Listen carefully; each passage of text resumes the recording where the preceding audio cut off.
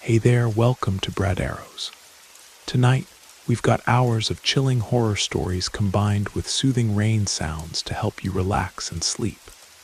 Before you drift off, leave a comment below and let us know where you're listening from and what time it is. If these stories give you chills, don't forget to like, share, and subscribe. Get cozy and let the fear take over.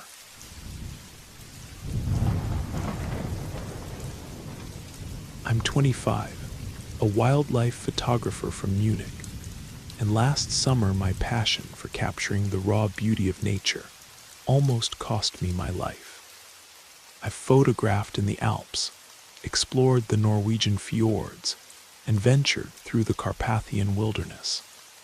But nothing could have prepared me for what happened in the Polish Tatras. I'd spent months planning this trip, meticulously checking my gear and studying the area. The Tatra Mountains, while not as vast as other European ranges, hold a unique charm with their rugged peaks and pristine wilderness. I'd connected with Merck, a local guide who'd been showing photographers around the mountains for 20 years. He warned me about the increasing brown bear activity in the area, but I brushed it off. After all, I'd encountered bears before in safer distances. That morning started perfectly. The sunrise painted the mountains in shades of gold and purple, and the crisp mountain air filled my lungs as I hiked up the trail. I'd separated from a group of Czech tourists I'd met earlier, wanting to catch the perfect morning light for my shots. Merck's words echoed in my head. Never hike alone in bear territory. But the photographer in me couldn't resist. The meadow I found was stunning. A natural amphitheater surrounded by limestone peaks, with wildflowers dotting the grass. I set up my equipment, mounted my telephoto lens, and lost myself in capturing the landscape. That's when I heard the first rustle. Looking through my viewfinder, I froze. A massive brown bear, larger than any I'd seen in my career, stood barely 50 meters away. Time seemed to slow down as I carefully lowered my camera. The bear's muscles rippled under its thick fur as it moved, its head low, eyes fixed on me. My mind raced through every bear safety protocol I'd learned. Make noise, look big, back away slowly. But this felt different. The bear's behavior wasn't normal, no huffing, no signs of being startled. It was deliberate, focused. I started backing away, keeping my movements slow and steady. The bear matched my pace, moving closer with each step. My heart pounded so hard, I could hear it over the mountain wind. When it reached 30 meters, I knew this wasn't going to be a simple retreat. The bear suddenly let out a deep, guttural roar that echoed off the mountain walls. Without warning, it charged. Everything I'd learned about bears, bluffing their charges, evaporated. This was no bluff. Its intent was clear in those dark, determined eyes. Pure instinct took over. I turned and ran, my camera equipment abandoned behind me. The sound of the bear's heavy footfalls spurred me faster than I'd ever moved. I could hear its breathing, feel its presence gaining on me. The meadow's tall grass whipped at my legs as I sprinted toward a cluster of trees. I remembered the terrain from my hike up.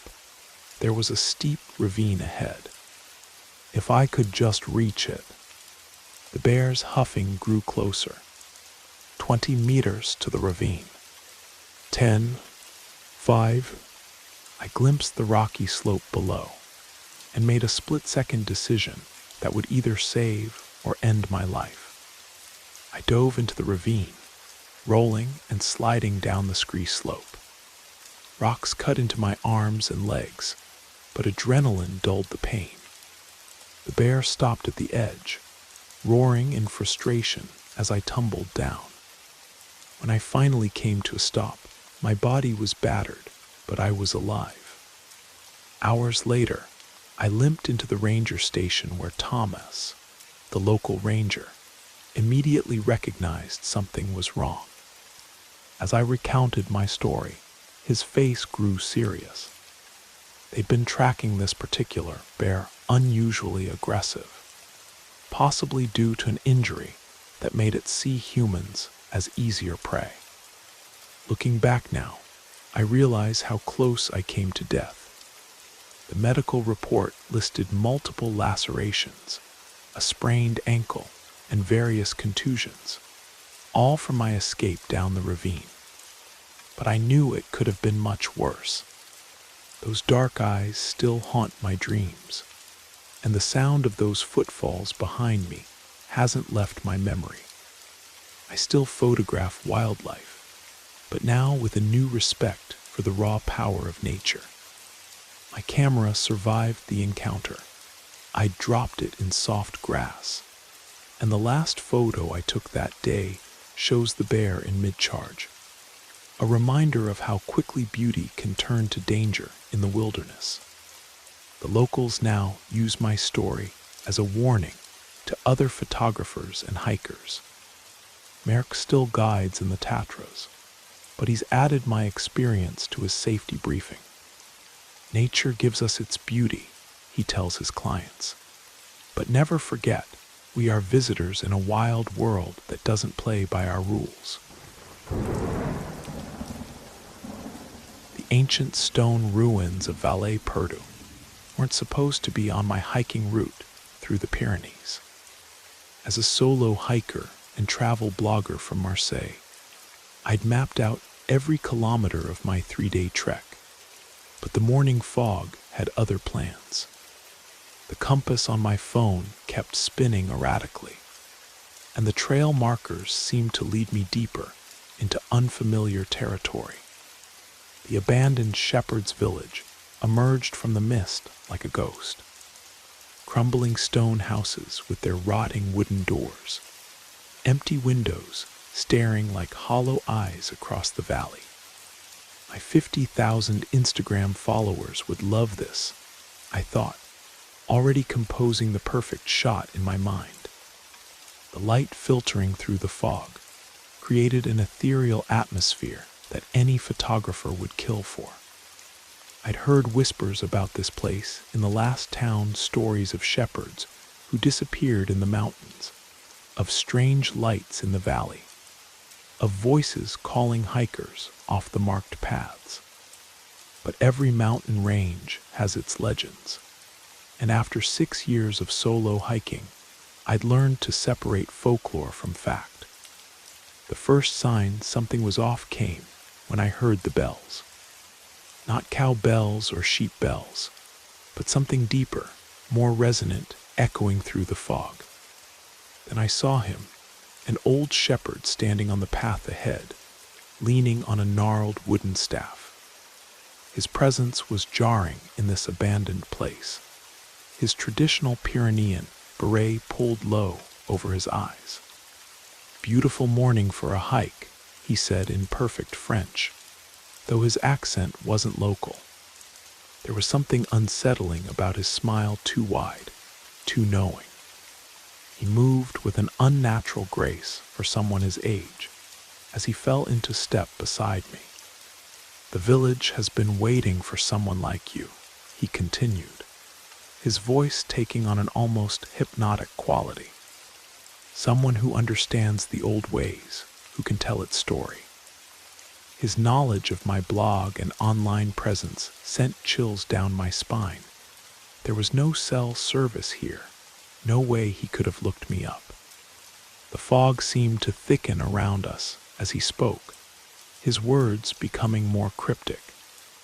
He talked about the village's history, about sacrifices made in harsh winters, about shepherds who found other ways to ensure their flocks survived. His smile never wavered, but his eyes. There was something wrong with his eyes. When I tried to create distance between us, he matched my pace exactly. When I stopped, he stopped. It was like a dance, but one where I wasn't leading. The temperature dropped suddenly, my breath visible in the air despite the summer season. "You should stay," he said, gesturing toward one of the abandoned houses. "Night comes quickly in the valley, and the paths. They have a way of changing after dark." His hand reached out to touch my arm, and I noticed his fingers were impossibly long, the nails curved and sharp. That's when I saw them, other figures emerging from the ruins, moving with that same unnatural grace. Their faces were hidden in the shadows of their berets, but I could feel their eyes on me. The old shepherd's smile widened further, revealing teeth that seemed too sharp, too numerous. Pure instinct took over. I threw my water bottle at him and ran, not caring which direction I took. The sound of bells followed me, growing louder, multiplying. I could hear their footsteps behind me, moving faster than any elderly shepherd should be able to move. The fog parted suddenly, revealing the main hiking trail below. I practically tumbled down the slope, my knees and palms getting scraped on the rocks. When I finally reached the marked path, the bells had stopped. The fog above looked solid now, like a wall separating me from the village. Hours later, I stumbled into the mountain refuge where I'd planned to spend the night. The refuge keeper, an elderly woman named Marie, took one look at my face and sat me down with a strong cup of tea. When I described the shepherd and the village, her face grew pale. "Valley Perdu," she whispered, making the sign of the cross. "The lost valley. We don't speak of it. The real village was abandoned 100 years ago, after a winter so harsh the shepherds turned to other means of survival. The ruins are forbidden now. You're lucky they don't usually let people leave." I checked my phone later, hoping to document the experience. Every photo I'd taken of the village was corrupted, just blurry gray fog where stone walls should have been. But one image remained clear. A single figure in the distance, standing impossibly straight, face hidden under a beret, smiling that too-wide smile. I still hike solo, still maintain my blog, but I never venture into fog-covered valleys anymore. And when I hear bells in the mountains, even on clear days, I turn back. Some stories aren't meant to be told, some places aren't meant to be found, and some trails are better left untraveled. The old Romanian women in the village warned us not to camp in that field. "The corn grows too tall there," they said in hushed voices, crossing themselves. "And the night has teeth." My sister Anna just rolled her eyes, typical reaction from a medical student who believed only in what she could dissect or explain with science. I was different. As a folklorist studying local legends in the Maramirs region, I knew that stories often held deeper truths. The village we were staying in dated back to the 15th century, and its traditions ran deep as the roots of the ancient oaks surrounding it. Every evening, the locals would hurry inside before sunset, doors locked, windows shuttered. We'd pitched our tent on the edge of a vast cornfield, the stalks stretching endlessly toward the misty Carpathian peaks. The corn grew impossibly tall here, towering over 3 meters, creating walls of green that seemed to absorb sound.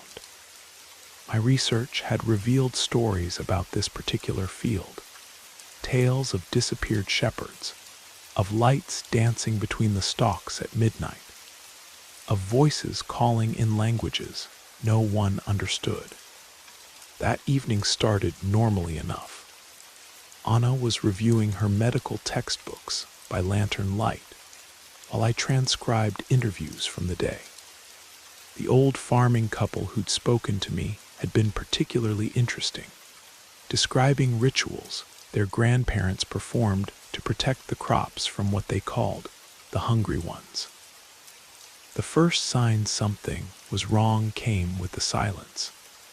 The usual evening chorus of crickets and birds suddenly stopped, as if someone had flipped a switch. Anna noticed it too, looking up from her books with a slight frown. "Probably just a fox," she said, but her voice carried an edge of uncertainty.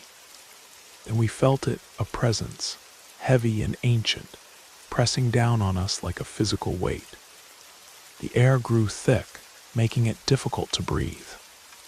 Our lantern flickered despite fresh batteries. The corn stalk stood absolutely still, even though we could feel wind on our faces. Anna grabbed my arm, her scientific skepticism crumbling.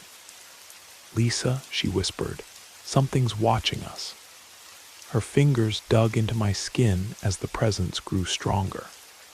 The darkness between the cornstalks seemed to deepen, to move with purpose. I remembered the protective charm an old woman had pressed into my hand that morning. A small pouch of dried herbs and blessed salt. I'd stuffed it into my pocket, more out of politeness than belief. Now my fingers frantically searched for it as the pressure in the air increased. A sound started then, not quite a voice, not quite a growl, but something in between. It seemed to come from everywhere and nowhere at once. The corn stalks began to move, bending inward toward our tent despite the lack of wind. Anna's grip tightened further. "We need to run," I said, but my sister's medical training kicked in. "No," she whispered back. "Pray animals run. We stand our ground." Her voice shook, but her logic cut through my panic. Whatever was out there, it was hunting us, and running would only trigger its chase instinct. The presence circled our tent, the sound growing louder. Through the thin fabric, we could see a darker shadow moving, something massive yet indistinct.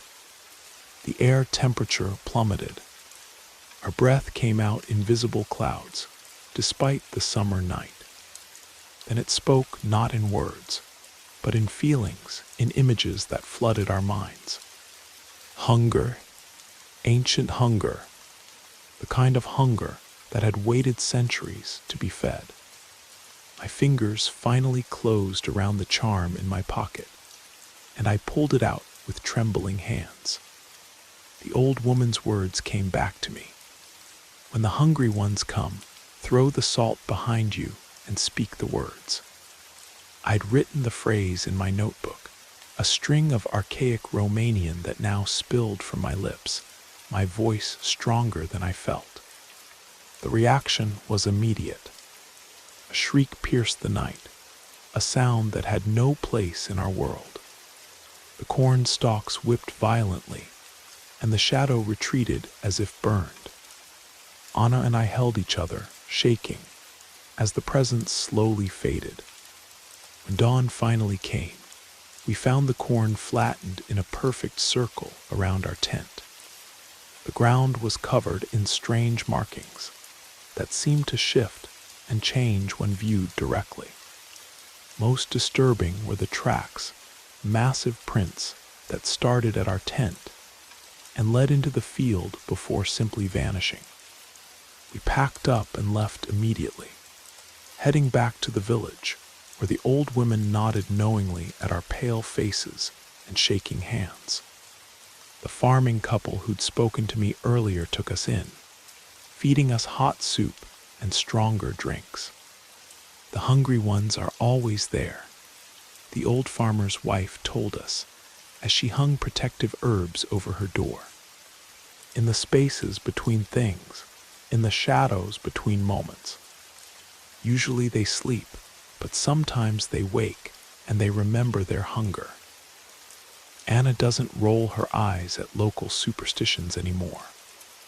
She's changed her medical research focus to studying traditional healing practices, finding wisdom in the old ways she once dismissed. As for me, I still study folklore, but now I understand that some stories aren't meant to be collected or analyzed. Some stories are warnings, passed down through generations for a reason. The villagers say the corn in that field grows taller every year, and the hungry ones grow stronger. They've built a new church nearby, its bells ringing day and night.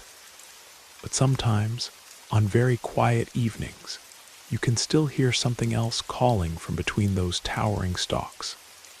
Something that speaks in hunger and darkness, waiting for those who don't heed the old warnings. The ancient stones of Blackthorn Castle held centuries of stories. But on my first night as the porter, I was about to experience one of my own. I'd left the bustling streets of Edinburgh seeking tranquility, and this remote Highland hotel seemed perfect historic architecture, minimal guests, and peaceful nights. At least that's what I thought. The castle dated back to 1845, its gray stones rising from the misty Scottish landscape like something from a Gothic novel. Mrs.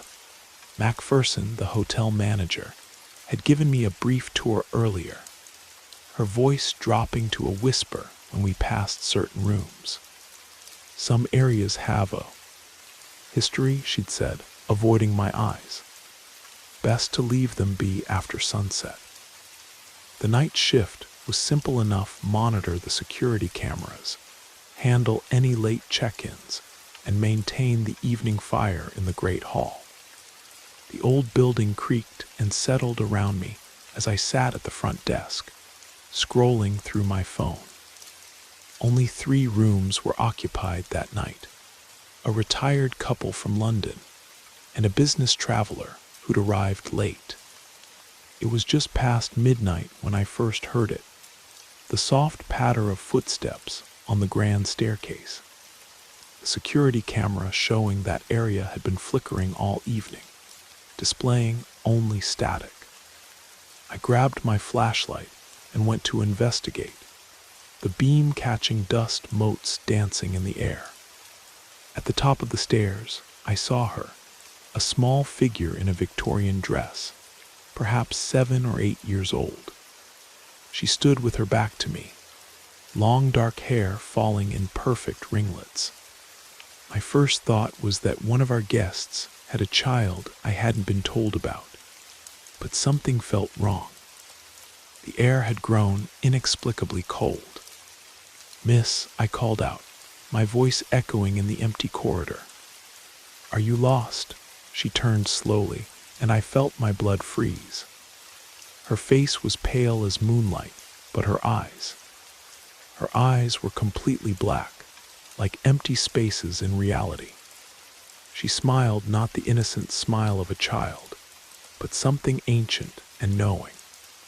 "Will you play with me?" she asked, her voice carrying an odd echo, as if speaking from a great distance. "Nobody plays with me anymore. Not since the fire." I stumbled backward, my flashlight beam passing through her like smoke. The fire, I remembered now, the story misses. Macpherson had avoided telling me about the tragic Christmas Eve of 1872, when the castle's original owner lost his daughter in a devastating blaze. The girl skipped toward me, her feet not quite touching the floor. "You're different from the others," she said, head tilting at an impossible angle. "You can see me properly. Most people only catch glimpses." She reached out one small hand, and I felt an overwhelming sadness emanate from her presence. My back hit the wall, but I forced myself to stay calm. "What's your name?" I managed to ask, my voice shaking. She stopped, seeming surprised by the question. "Margaret," she said after a long pause. "Margaret Rose Campbell. Father used to call me his Highland Rose." As she spoke, the temperature dropped further. Frost patterns began forming on the windows, despite it being a mild September night. "I'm so lonely," Margaret whispered, her form flickering like a candle flame. "They all leave when the season ends. But you'll stay, won't you? You'll play with me?" Before I could answer, the security camera behind me suddenly sparked to life, its high-pitched whine filling the corridor. Margaret's form dissipated like mist, but her voice lingered. "Come find me in the East Wing. That's where my toys are. That's where I wait." I practically ran back to the front desk, my heart pounding. "Mrs. Macpherson found me there at dawn, pale and shaking. When I told her what happened, she sighed heavily. I see Margaret chose to show herself to you. She's particular about who she appears to." Over the next few weeks, I learned more about Margaret from the hotel records and local historians.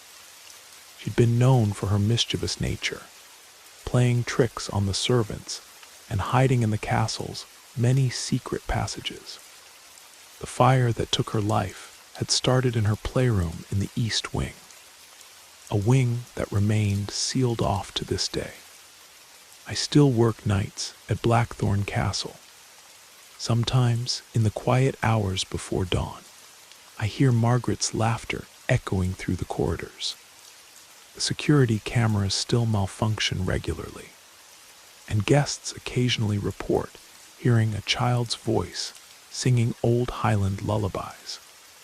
But it's the nights when the mist rolls in thick from the mountains that I feel her presence most strongly. On those nights, I leave a small Victorian doll on the grand staircase, a gift from Mrs. Macpherson, who understands more than she says. By morning, the doll is always in a different place, and sometimes, if you look closely at the security footage, you can see a small figure in a white dress, finally having someone to play with. They say every castle needs a ghost, but I've learned that some ghosts just need to be acknowledged, to be remembered. Margaret's story didn't end with the fire. It just changed, becoming part of the endless tales these ancient stones continue to tell, night after night, to those willing to listen. The summer of 2023 was the hottest Portugal had seen in decades. Our research camp in Serra da Estrela was supposed to be a 3-week study of the region's endangered flora. Instead, it became a desperate fight for survival that none of us had anticipated. As field researchers, we were used to challenging conditions. Miguel had spent years studying the mountain's unique ecosystem. Sophia could identify every native plant species by sight, and I documented everything through my camera lens. The mountains had been our laboratory, our workplace, and our passion. We never imagined they would almost become our tomb. That morning started like any other. Sophia was cataloging a rare species of mountain orchid while I photographed the specimen. Miguel had gone to check our weather station, concerned about the unusually high temperatures and low humidity. The air was still, almost unnaturally so, and the usual chorus of bird songs was noticeably absent. The first warning came from Miguel's radio. The local ranger station was tracking a fire that had started in the valley below. "It's probably nothing," Miguel said, but his eyes told a different story.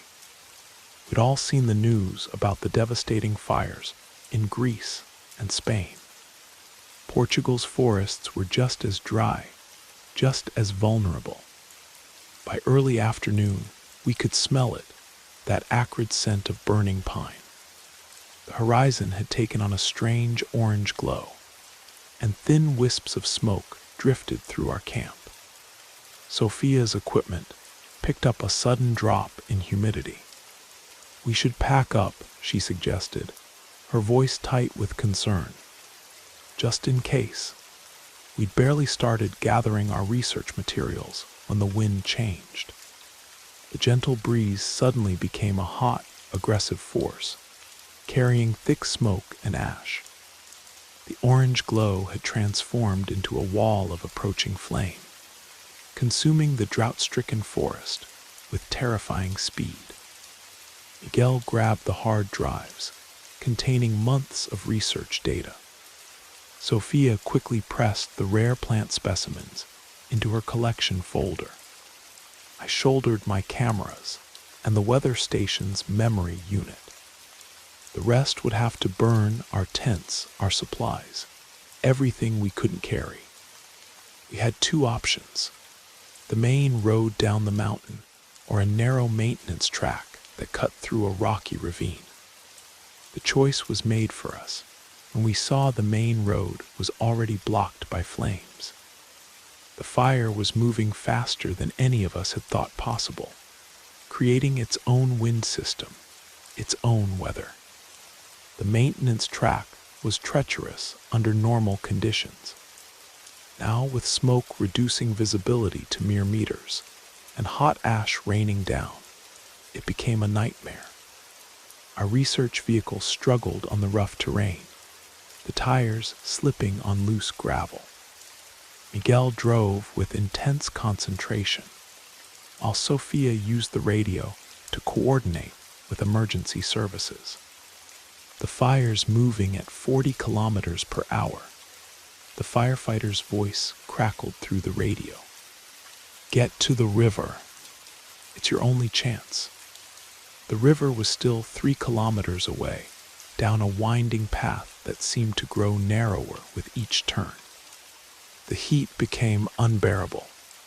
The car's temperature gauge was rising dangerously, and the plastic components started to smell of melting materials. Through the windows, we could see burning branches falling across our path. The roar of the fire was deafening, a sound like 1,000 freight trains bearing down on us. A burning tree crashed down behind us, blocking any possibility of retreat. The smoke was so thick now that Miguel had to drive by memory and feel, the headlights useless against the dark orange haze. Sophia began coughing violently, and I gave her my bandana to cover her mouth. We were less than a kilometer from the river when the engine started to sputter. The extreme heat was choking the air intake, and our tires were beginning to soften from the heat. "We have to run for it," Miguel shouted over the roar of the fire. Now we abandoned the vehicle, taking only what we could carry. The heat was incredible, like standing next to an open furnace. My camera bag felt like it was burning into my shoulder, but I couldn't leave it.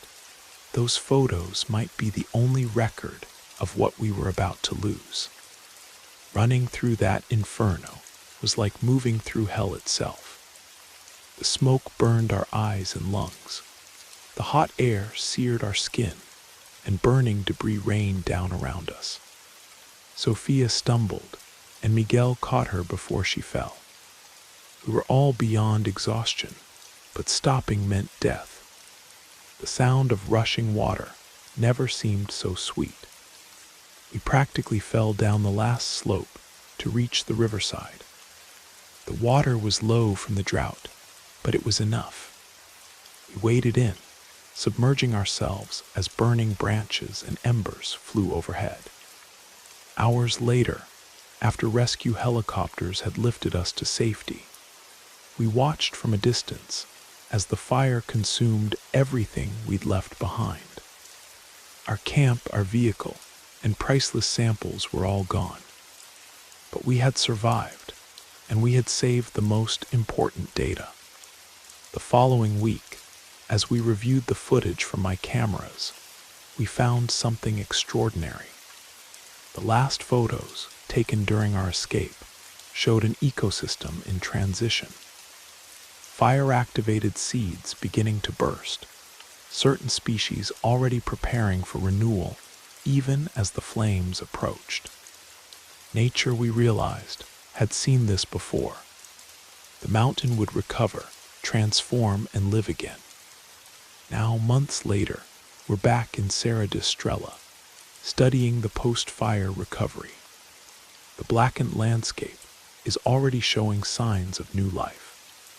Sophia has discovered several species thought to be extinct, awakened by the fire's heat.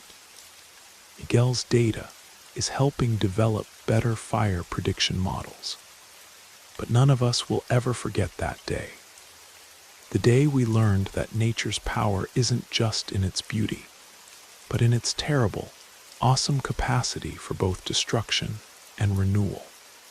The mountain taught us respect that summer, a lesson written in flame and smoke, one that will stay with us forever.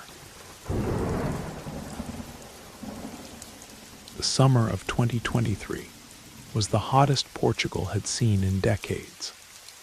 Our research camp in Serra da Estrela was supposed to be a 3-week study of the region's endangered flora. Instead, it became a desperate fight for survival that none of us had anticipated. As field researchers, we were used to challenging conditions. Miguel had spent years studying the mountain's unique ecosystem. Sophia could identify every native plant species by sight, and I documented everything through my camera lens. The mountains had been our laboratory, our workplace, and our passion. We never imagined they would almost become our tomb. That morning started like any other. Sophia was cataloging a rare species of mountain orchid while I photographed the specimen. Miguel had gone to check our weather station, concerned about the unusually high temperatures and low humidity. The air was still, almost unnaturally so, and the usual chorus of bird songs was noticeably absent. The first warning came from Miguel's radio. The local ranger station was tracking a fire that had started in the valley below. "It's probably nothing," Miguel said, but his eyes told a different story. We'd all seen the news about the devastating fires in Greece and Spain. Portugal's forests were just as dry, just as vulnerable. By early afternoon, we could smell it, that acrid scent of burning pine. The horizon had taken on a strange orange glow, and thin wisps of smoke drifted through our camp. Sophia's equipment picked up a sudden drop in humidity. "We should pack up," she suggested, her voice tight with concern. "Just in case." We'd barely started gathering our research materials when the wind changed. The gentle breeze suddenly became a hot, aggressive force, carrying thick smoke and ash. The orange glow had transformed into a wall of approaching flame, consuming the drought-stricken forest with terrifying speed. Miguel grabbed the hard drives, containing months of research data. Sophia quickly pressed the rare plant specimens into her collection folder. I shouldered my cameras and the weather station's memory unit. The rest would have to burn our tents, our supplies, everything we couldn't carry. We had 2 options: the main road down the mountain or a narrow maintenance track that cut through a rocky ravine. The choice was made for us when we saw the main road was already blocked by flames.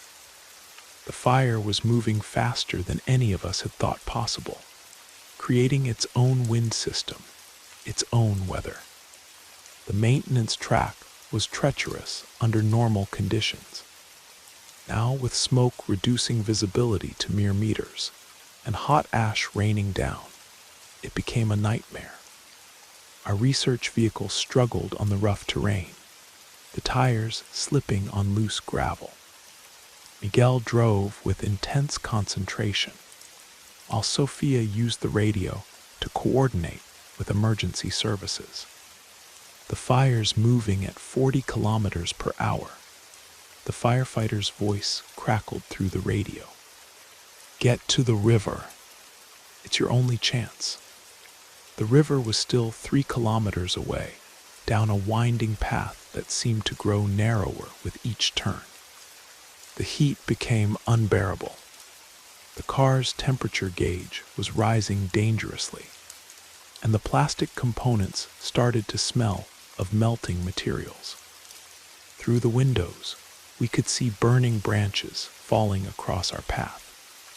The roar of the fire was deafening, a sound like 1,000 freight trains bearing down on us. A burning tree crashed down behind us, blocking any possibility of retreat. The smoke was so thick now that Miguel had to drive by memory and feel, the headlights useless against the dark orange haze. Sophia began coughing violently, and I gave her my bandana to cover her mouth. We were less than a kilometer from the river when the engine started to sputter. The extreme heat was choking the air intake, and our tires were beginning to soften from the heat. "We have to run for it," Miguel shouted over the roar of the fire. Now we abandoned the vehicle, taking only what we could carry. The heat was incredible, like standing next to an open furnace. My camera bag felt like it was burning into my shoulder, but I couldn't leave it. Those photos might be the only record of what we were about to lose. Running through that inferno was like moving through hell itself. The smoke burned our eyes and lungs. The hot air seared our skin, and burning debris rained down around us. Sophia stumbled, and Miguel caught her before she fell. We were all beyond exhaustion, but stopping meant death. The sound of rushing water never seemed so sweet. We practically fell down the last slope to reach the riverside. The water was low from the drought, but it was enough. We waded in, submerging ourselves as burning branches and embers flew overhead. Hours later, after rescue helicopters had lifted us to safety, we watched from a distance as the fire consumed everything we'd left behind. Our camp, our vehicle, and priceless samples were all gone. But we had survived, and we had saved the most important data. The following week, as we reviewed the footage from my cameras, we found something extraordinary. The last photos, taken during our escape, showed an ecosystem in transition. Fire-activated seeds beginning to burst, certain species already preparing for renewal even as the flames approached. Nature, we realized, had seen this before. The mountain would recover, transform, and live again. Now, months later, we're back in Serra da Estrela, studying the post-fire recovery. The blackened landscape is already showing signs of new life. Sophia has discovered several species thought to be extinct, awakened by the fire's heat. Miguel's data is helping develop better fire prediction models. But none of us will ever forget that day. The day we learned that nature's power isn't just in its beauty, but in its terrible, awesome capacity for both destruction and renewal. The mountain taught us respect that summer, a lesson written in flame and smoke, one that will stay with us forever. The old parking garage beneath the Gazette building was a relic of Prague's pre-war architecture. all Art Deco flourishes and shadowy corners.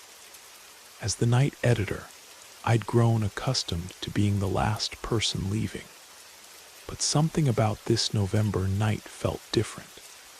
The usual echoes of my footsteps seemed to carry additional sounds, like whispered conversations just beyond hearing. I'd only been working at the Gazette for 3 months, still adjusting to city life after leaving my small town.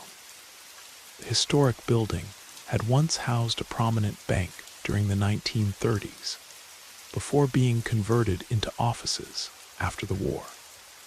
The underground parking garage retained its original grandeur: marble pillars, brass fixtures, and elaborate tilework that seemed excessive for storing cars. Old Mr. Dvorak, the security guard, had warned me about the garage when I first started. "Be careful down there after midnight, Miss Eva," he'd said, his weathered face serious. "Some spaces hold onto their memories." I dismissed it as the ramblings of a superstitious old man. But now, walking through the dimly lit structure, his words echoed in my mind. The fluorescent lights buzzed overhead, creating alternating pools of harsh light and deep shadow between the concrete pillars. My car was parked in the furthest corner, the only spot available when I'd arrived for my shift. The sound of dripping water from somewhere in the darkness provided an eerie rhythm to my footsteps. I was halfway to my car when I first saw him, a tall figure in an old-fashioned suit, standing perfectly still beside one of the pillars. His posture was unnaturally rigid, and despite the poor lighting, he cast no shadow. My steps faltered, but I told myself he must be another late worker, though I couldn't remember seeing any other cars. "Good evening," I called out, my voice sounding small in the vast space. The figure didn't respond or move. As I drew closer, details began to emerge that made my skin crawl. His suit was decades out of style, with wide lapels and pinstripes that belonged in the 30s. His face remained in shadow, despite the overhead light that should have illuminated it. I changed course, taking a wider path around the pillar. As I passed, the figure's head turned to follow my movement, though the rest of his body remained perfectly still. The motion was smooth, too smooth, like a mannequin being rotated on a stand. My pace quickened, heels clicking frantically on the concrete. In my rearview mirror, I caught a glimpse of the figure now, standing directly under a light. His face was blank, not hidden or shadowed, but actually blank, like smooth wax with indentations where features should be. The distance to my car seemed to stretch impossibly. I heard footsteps behind me, keeping pace exactly with mine, matching my rhythm precisely. When I slowed, they slowed. When I sped up, they did too. The sound was wrong though, not the sharp click of shoes, but a soft, wet sound, like something damp being repeatedly pressed against concrete. I fumbled with my keys, nearly dropping them as I approached my car. The footsteps behind me maintained their perfect synchronization. I didn't dare look back, but in the reflection of my car's window, I saw the figure getting closer. Its movements were fluid but wrong, like watching someone walk on film played slightly too fast. As I reached for the door handle, a cold breath brushed the back of my neck. The figure was right behind me now.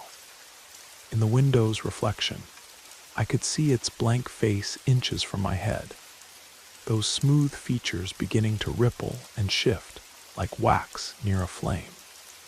I threw myself into the car, slamming the door just as a hand pressed against my window. A hand with too many joints, fingers too long and bent at impossible angles. The blank face pressed against the glass, and where a mouth should have been, a seam appeared, slowly widening into a dark, hollow smile. My engine roared to life, and I reversed frantically, tires squealing on the concrete. In my rearview mirror, the figure remained by my parking space, that impossible smile growing wider, darkness seeping from it like ink in water. I didn't slow down until I'd reached the street level, bursting out into the blessed normality of Prague's nighttime traffic. The next morning, I asked Mr. Dvorak about the parking garage's history. His usual cheerful demeanor faded. He told me about the bank's last day of operation in 1939, when the German forces were approaching the city. The bank's director, rather than surrender the contents of the vault, had sealed himself inside. When the building was reopened months later, the vault was empty, and the director was never found. But sometimes, Mr. Dvorak said, his voice dropping to a whisper, people see him in the garage, still wearing his banker's suit, still walking his rounds. They say he's looking for someone to take his place, someone to guard what was lost. I still work at the Gazette, but I never stay past sunset now. My car is always parked on the street, no matter how far I have to walk. Sometimes, when I pass the garage entrance at night, I catch a glimpse of a tall figure in an old-fashioned suit, standing perfectly still beside the gate. His blank face turns to follow me as I hurry past, and in the evening air, I swear I can hear the soft, wet sound of his footsteps, pacing endlessly through his underground domain. The endless twilight of the Karelian summer night painted the ancient forest in shades of silver and blue. Joni checked his recording equipment one more time, while Kaisa consulted her maps. Our research camp nestled between towering pines that had stood guard over these lands since before the Vikings. Ludo, our Karelian bear dog, lay alert by the fire, his ears constantly moving, tracking sounds we couldn't hear. We'd come to document the old Sami holy sites, particularly the stories about the spirit drums, unexplained rhythmic sounds that local villagers claimed emerged from the forest during the White Nights. Most academics dismissed these tales as wind in the hollow trees or overactive imaginations. But our preliminary recordings had picked up something unusual. The old stories say the drums only sound when the veil between worlds is thinnest, Kaisa said, marking another point on her map. Her expertise in Sami mythology had led us to this specific location, where 3 ancient stone circles formed a pattern that aligned with the midsummer sun. During the white nights, when darkness never fully comes, the boundaries blur. Joni nodded, adjusting his microphones. The villagers won't come here anymore. The last hunter who tried said his compass spun in circles and his GPS failed. He paused, looking up at the twilight sky. Technology doesn't seem to like this place. Ludo suddenly stood, his fur bristling. In the strange half-light, the forest had gone completely still. No wind, no bird calls, not even the usual rustle of small animals in the underbrush. Then we heard it, a soft, rhythmic knocking, like someone tapping on hollow wood. 3:47 a.m., Joni whispered, checking his recorder. Temperature dropping. The knocking grew louder, seeming to come from multiple directions at once. Ludo pressed against Kaisa's leg, whining softly, something our fearless hunting dog never did. The sound had a pattern to it, almost like speech. Kaisa's eyes widened as she listened. "It's similar to the rhythm of the old Joik chants," she said, referring to the traditional Sami singing style. "But there's something else." She trailed off as the pattern changed, becoming more complex, more urgent. Our equipment began malfunctioning, batteries draining inexplicably. Recordings filled with static. The temperature continued to drop until we could see our breath in the silvery air. The knocking surrounded us now, no longer coming from the trees, but seemingly from the earth itself.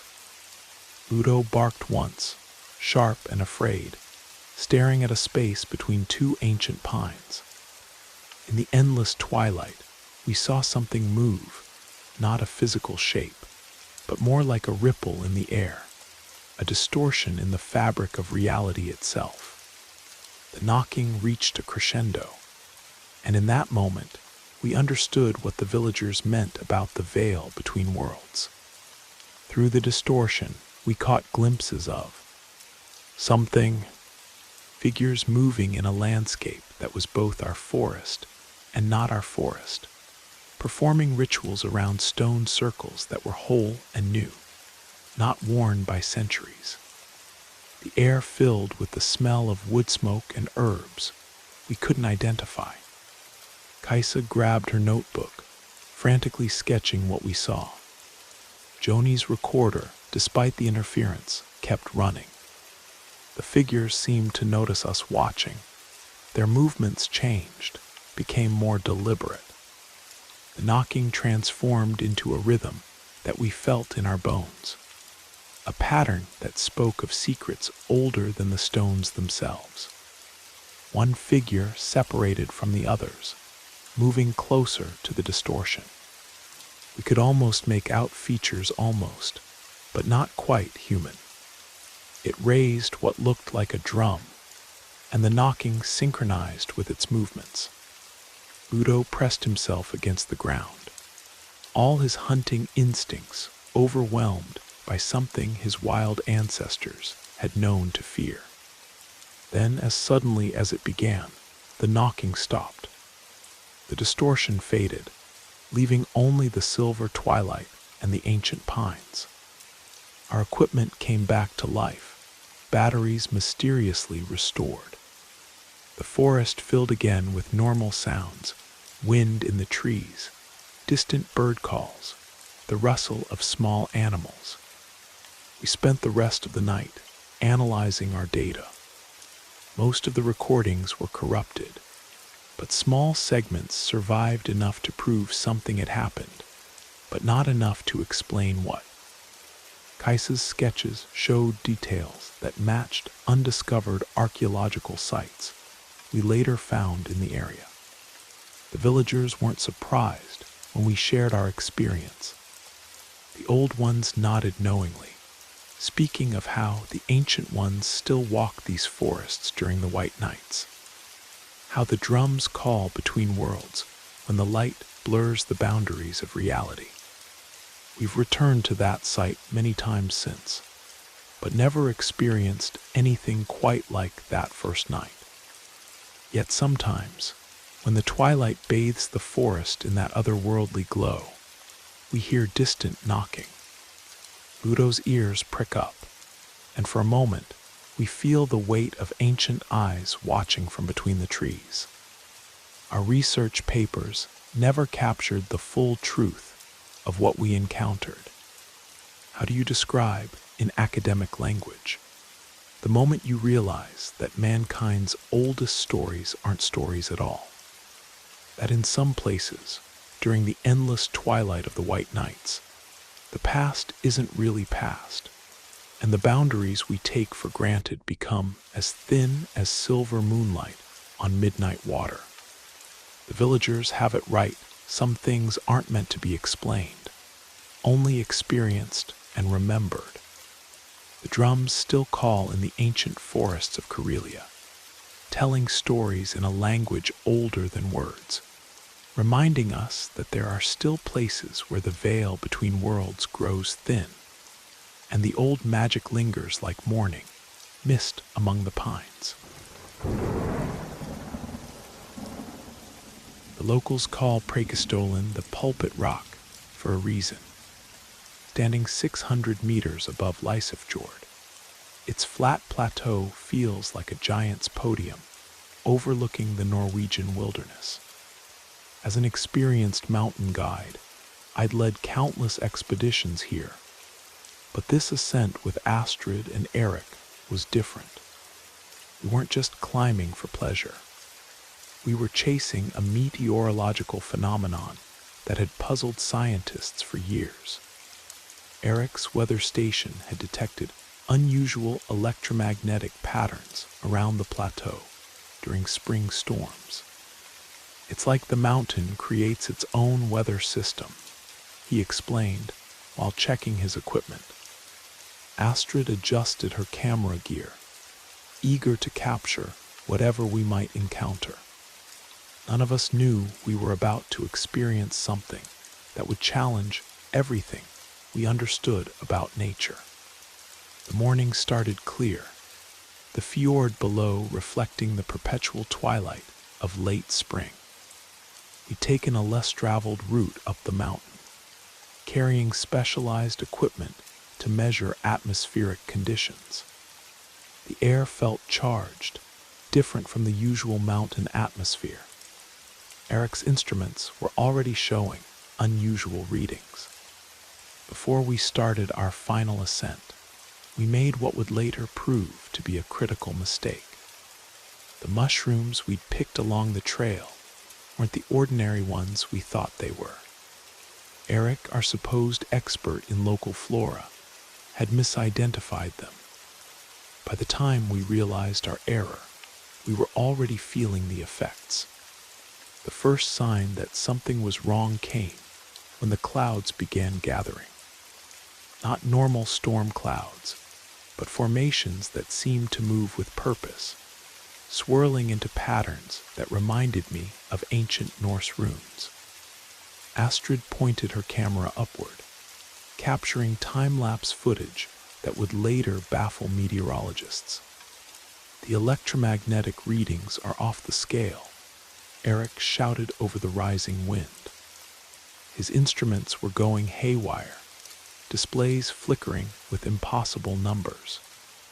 The air crackled with static electricity, making our hair stand on end. The metal components of our gear began to hum with an odd resonance. The plateau ahead seemed to shift and breathe in the strange light.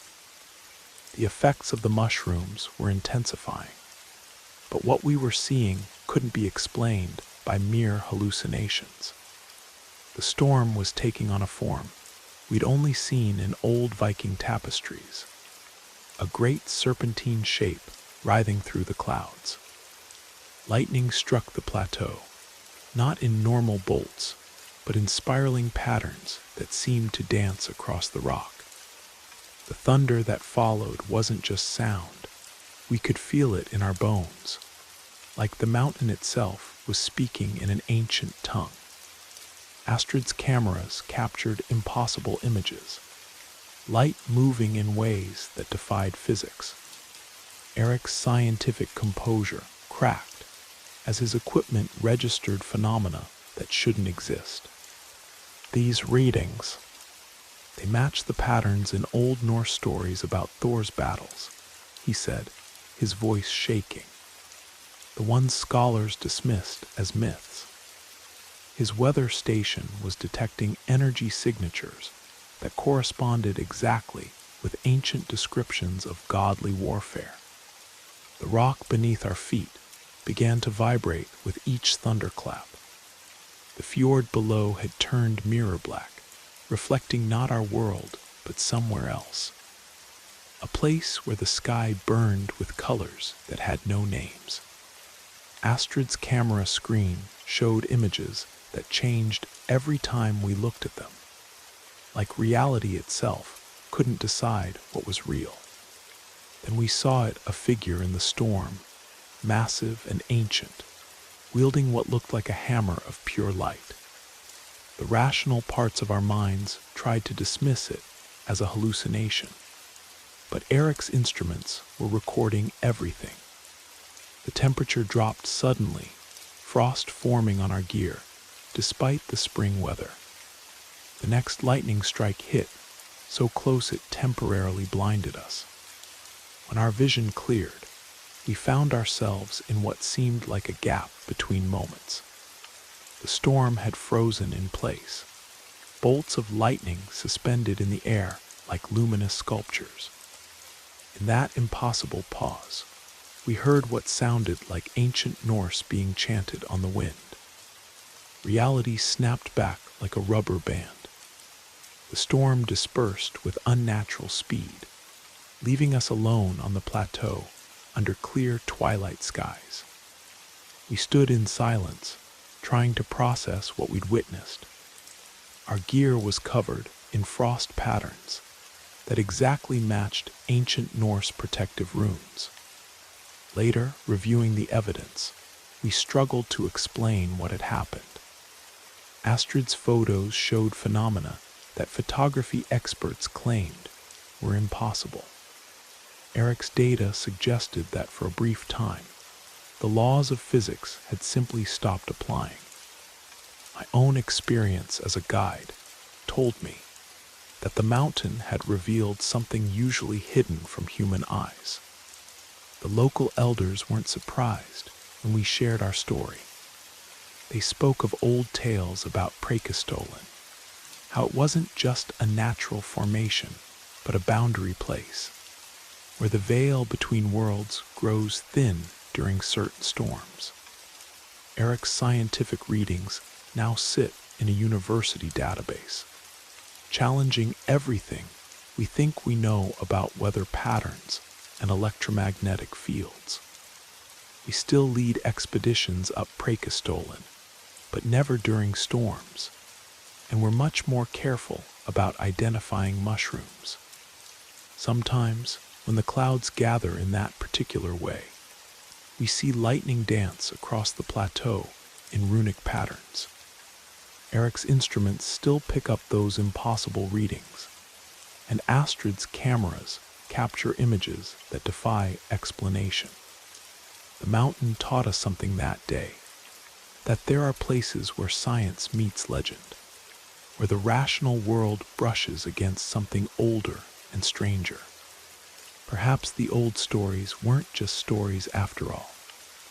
Perhaps in certain places, under certain conditions, the ancient gods still ride the storm winds above the fjords. 15 years as a ranger in the Bavarian Forest National Park had taught me to trust my instincts. That October evening, everything felt wrong. The ancient beech trees stood unnaturally still, their autumn leaves refusing to rustle even in the wind. My thermal imaging equipment was picking up strange heat signatures that appeared and disappeared too quickly to track. I'd served in Afghanistan before becoming a ranger, and that military training had saved my life more than once in these woods. But nothing in my experience had prepared me for what I encountered that night. The locals had always warned about the Waldkönig, the forest king, a creature from old German folklore that protected these ancient woods. I dismissed these tales as superstition until now. The day started routinely enough checking motion-activated cameras, tracking wolf movements, and collecting data from our wildlife monitoring stations. The first sign of trouble came when I discovered one of our most robust camera traps completely crushed. Its reinforced steel casing, twisted like it was made of tinfoil. Whatever had destroyed it had done so with incredible force, yet left no tracks. As dusk approached, my radio began picking up interference, static punctuated by what sounded like deep, rhythmic breathing. The GPS unit was showing impossible coordinates, placing me simultaneously in different locations across the park. Even my reliable thermal scope was acting erratically, showing brief flashes of a massive heat signature that couldn't belong to any known species. The forest grew darker, but not in the usual way. This darkness felt alive, moving against the natural flow of shadows. I switched on my tactical flashlight, its powerful beam hardly penetrating the strange gloom. That's when I noticed the silence. No birds, no insects, not even the usual rustle of small animals in the underbrush. The forest was holding its breath. Movement caught my eye, something massive shifting between the trees, about 50 meters ahead. My thermal scope showed nothing, but I could see branches bending under invisible weight. Years of tracking wolves and bears had taught me how animals move through dense forest. But this was different. Whatever it was moved with an unnatural grace, as if it wasn't fully bound by physical laws. I documented everything on my body camera, maintaining my professional protocol despite rising fear. The creature seemed to circle my position, always just out of clear sight. Each glimpse revealed contradictory details. Sometimes it appeared almost human-like, other times more like a massive deer, but wrong somehow, its proportions defying natural anatomy. The temperature dropped suddenly, frost forming on the leaves despite the mild autumn weather. My breath came out in thick clouds as I tracked the entity's movement. The tactical training kicked in: maintain visual contact, note exit routes, stay aware of your surroundings. But this thing kept changing positions impossibly fast, as if it existed in multiple places at once. Then I saw it clearly for the first time.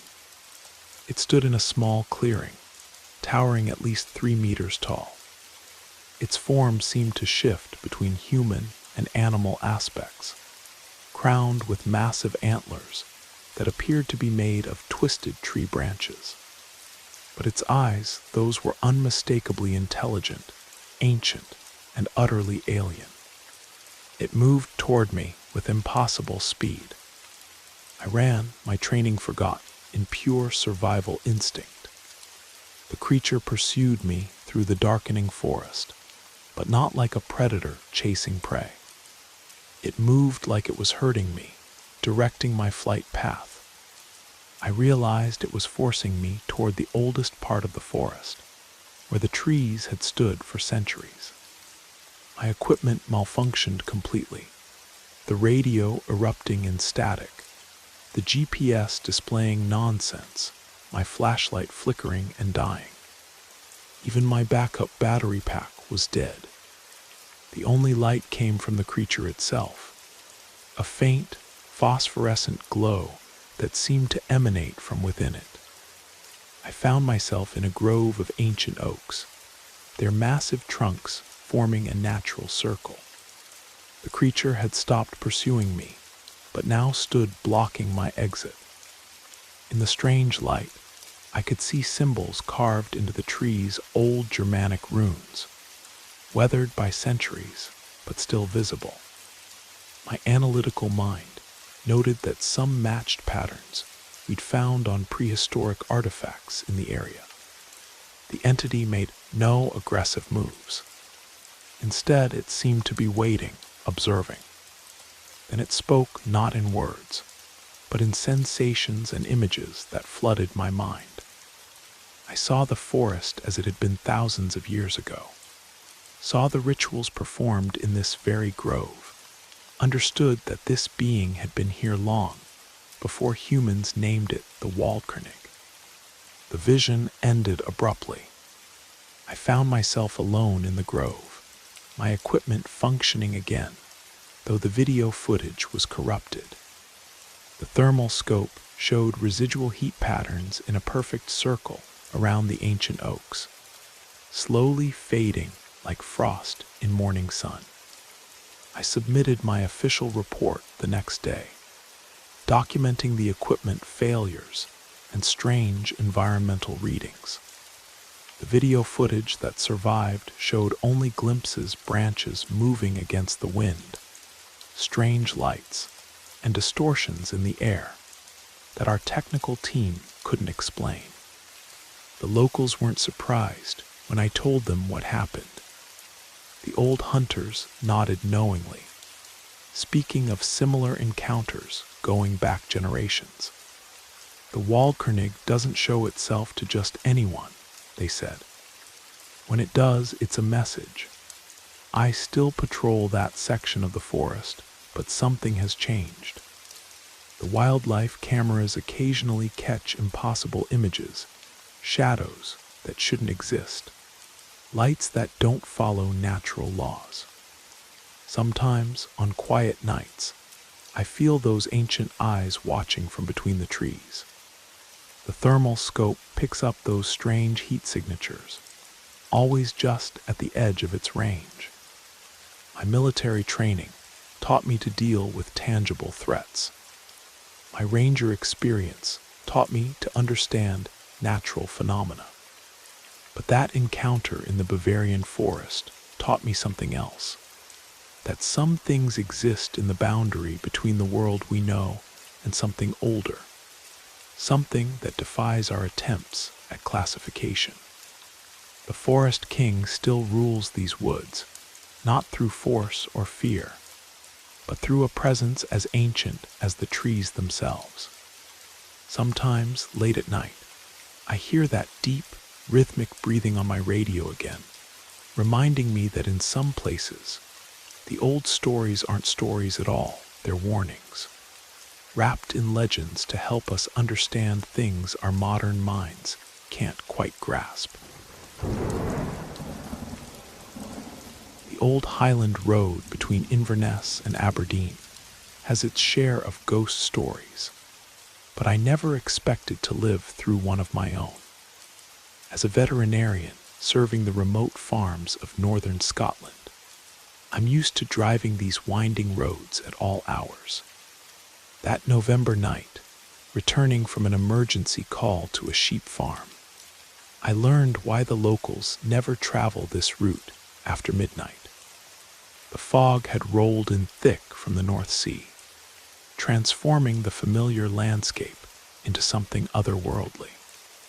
My headlights caught only glimpses of the ancient stone walls and twisted trees that lined the road. The radio faded in and out, Celtic music mixing, with static in an eerie symphony. I first noticed the Land Rover in my rearview mirror about 20 minutes into my journey. An old Defender, its paint dark and weathered, keeping pace exactly 50 meters behind me. Something about it felt wrong. Its headlights seemed too dim, too yellow, like they belonged to a much older vehicle. The road here winds through some of Scotland's oldest lands, past stone circles and burial mounds that date back to the Picts. My grandmother used to warn me about the shadow travelers, spirits that supposedly haunted these roads, following lonely drivers until they vanished into the mist. Child's tales, I'd always thought. The Defender maintained its distance, never falling behind or drawing closer, matching my every speed change with supernatural precision. Through the fog, I could just make out two figures in the front seats, their silhouettes oddly still, as if they were part of the vehicle itself. I took a sharp turn onto a side road, one that led through a valley known locally as the Witch's Glen. The Defender followed, its engine making a sound that wasn't quite mechanical, more like the growl of some ancient beast. My hands tightened on the steering wheel as I recognized the impossibility of what I was hearing. Modern Defenders don't make that sound. and this one's engine note seemed to echo from somewhere far away. My mobile phone showed no signal, but the screen kept lighting up with incoming calls from a number that was just zeros. Each time it lit up, the Defender drew slightly closer. In my mirror, I could see the driver's face now, or rather, where a face should have been. The fog seemed to swirl and shift within the vehicle's cabin, forming and reforming into almost human shapes. I pressed my foot harder on the accelerator, taking the winding road faster than was safe. The Defender matched my speed exactly, the sound of its engine transforming into something that could have been laughter or screaming. The fog grew thicker, but only behind me, as if it was pouring from the Defender's grille. My car's electronics began to malfunction, the dashboard lights flickering, the radio cycling through stations by itself, catching fragments of voices speaking in what sounded like ancient Gaelic. The temperature dropped suddenly, frost forming on my windows, despite the heater running full blast. Then I remembered something my grandmother had told me about the shadow travelers. They couldn't cross running water. Up ahead was the old stone bridge over the River Don, its waters blessed by priests centuries ago. I pushed my car to its limits, hearing parts of the engine protest as I raced toward the bridge. The Defender was almost touching my bumper now. In my mirror, I could see that its entire cabin was filled with swirling darkness, and what I had thought were two figures were actually shapes formed from the mist itself. The air filled with the scent of peat smoke and something older, something that reminded me of the ancient burial mounds that dotted these hills. My tires hit the bridge's stones, and I heard an inhuman shriek behind me. The Defender's headlights flared blindingly bright, then extinguished completely. In my mirror, I saw the vehicle dissolve like smoke in the wind, the darkness that had formed its passengers dispersing into the night air. I didn't stop until I reached Aberdeen, my hands shaking on the wheel, my car's engine ticking as it cooled. The next morning, I called my grandmother. Before I could tell her what happened, she asked if I'd driven the old road at night. When I said yes, she sighed and told me the full story of the shadow travelers. They were once human, she said, a pair of highway robbers who preyed on travelers in the 18th century. They died when their victims fought back, forcing their vehicle, a horse-drawn carriage back then, off a cliff. The local priests cursed their spirits to remain forever on the road, unable to claim new victims, but forever trying, their forms changing with the times, but their purpose remaining the same. I still drive those highland roads at night. My job demands it. But now I always carry a flask of holy water from the old kirk, and I never look too long in my rearview mirror when the fog rolls in. Sometimes, on particularly dark nights, I catch glimpses of dim, yellow headlights in the distance, and I hear what might be an engine or might be something else entirely. The locals say the shadow travelers appear differently to each person who encounters them, taking the form of whatever vehicle matches the era. Some see a horse-drawn carriage, others an old Model T, and now, apparently, a Land Rover Defender. But always there are two figures. Always they follow at exactly 50 meters, and always they disappear at the blessed bridge over the River Don. I've checked the historical records since that night. The bridge was built in 1685, and every decade since then has recorded at least one story of mysterious followers on the old Highland Road. The details change, but the essence remains the same: two shadowy figures in a vehicle that's never quite real, pursuing travelers through the fog until they reach running water. My grandmother wasn't surprised when I started taking the longer route through the lowlands. The old roads remember, she told me, and some memories are best left undisturbed. Now, when I hear my veterinary colleagues complain about the extra time it takes to avoid the Highland Road at night, I stay quiet. Let them think I'm overly cautious. Some things are worth a longer journey to avoid. 12 years of mountain rescue work had taught me to respect the Grossglockner Pass, especially during the first snowfall. That November evening, driving back from avalanche training in Zell am See, I should have known better than to stop for anyone. But when I saw the old man standing in the growing darkness, his traditional Tyrolean jacket dusted with snow, my rescue instincts took over. The road wound through peaks that locals still call the Giant's Garden, where ancient alpine legends tell of mountain spirits who test travelers. My rescue radio crackled with static as I pulled over, the weak signal typical of these heights. The old man didn't wave or gesture.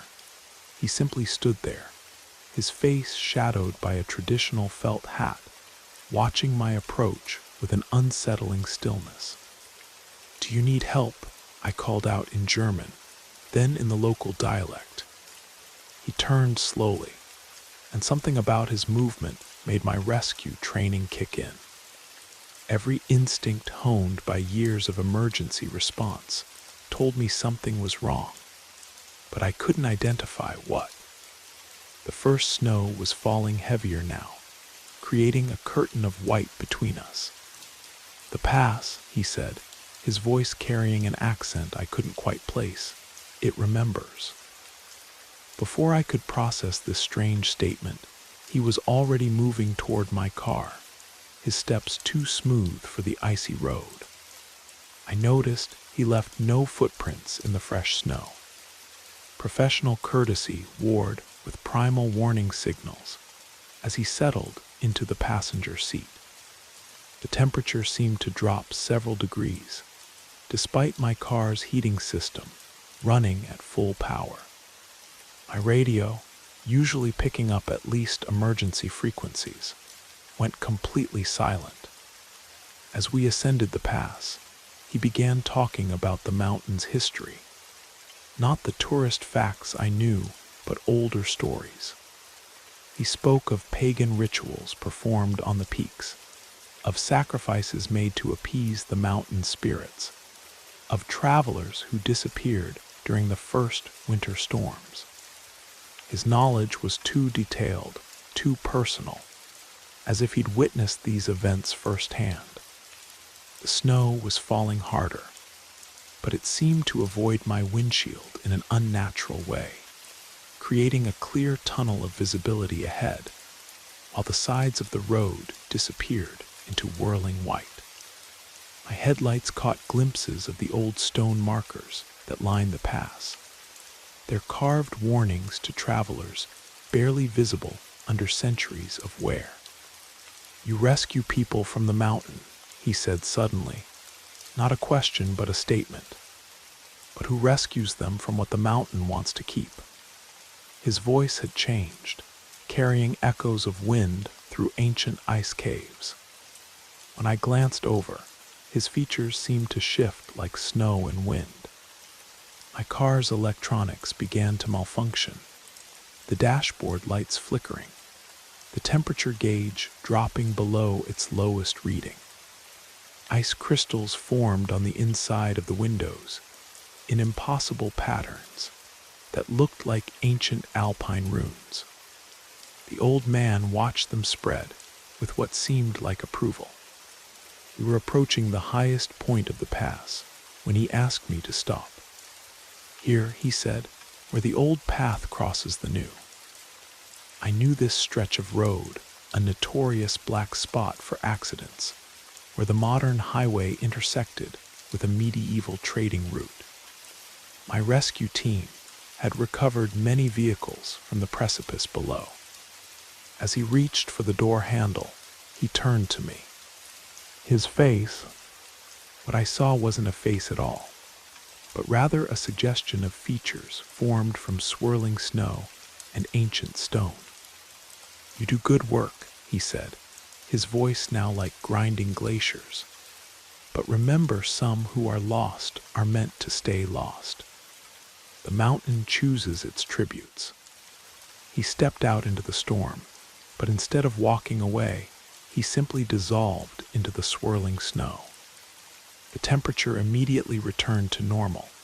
My radio burst back to life, with concerned voices coordinating snow removal. And the ice crystals on my windows melted instantly, leaving no trace. The next morning, I checked the rescue service records. Every major accident at that spot in the pass had occurred during the first snow of winter. Each incident report mentioned unusual ice formations, electronic failures, and survivor statements about an old man in traditional dress who had warned them to turn back. My colleagues noticed I changed after that night. I'm more cautious about night rescues during the first snow. I pay attention to the old stones that mark the pass, and I've learned to read the ancient warnings carved into them. When my radio fails near that intersection of old and new paths, I don't stop, no matter who seems to be standing by the roadside. The mountain doesn't just take it keeps. Sometimes, on stormy nights, I catch glimpses of an old man in Tyrolean dress walking through the snow squalls. The locals say he's the spirit of a guide who died leading travelers through a blizzard centuries ago, still trying to warn people away from the mountain's hunger. Others say he's something older, something that was here long before humans carved their roads through these peaks. I'm still a rescue worker, it's my calling. But now I understand that some forces can't be fought, only respected. When the first snow falls on Grossglockner Pass, I remember his words. The mountain chooses its tributes. In these ancient peaks, where pagan shrines still hide among the rocks, some legends don't just survive, they patrol their territory, wearing shapes as changeable as mountain weather, testing those who dare to cross their paths. 20 years of driving timber trucks through the Swedish Arctic had taught me to respect the polar night.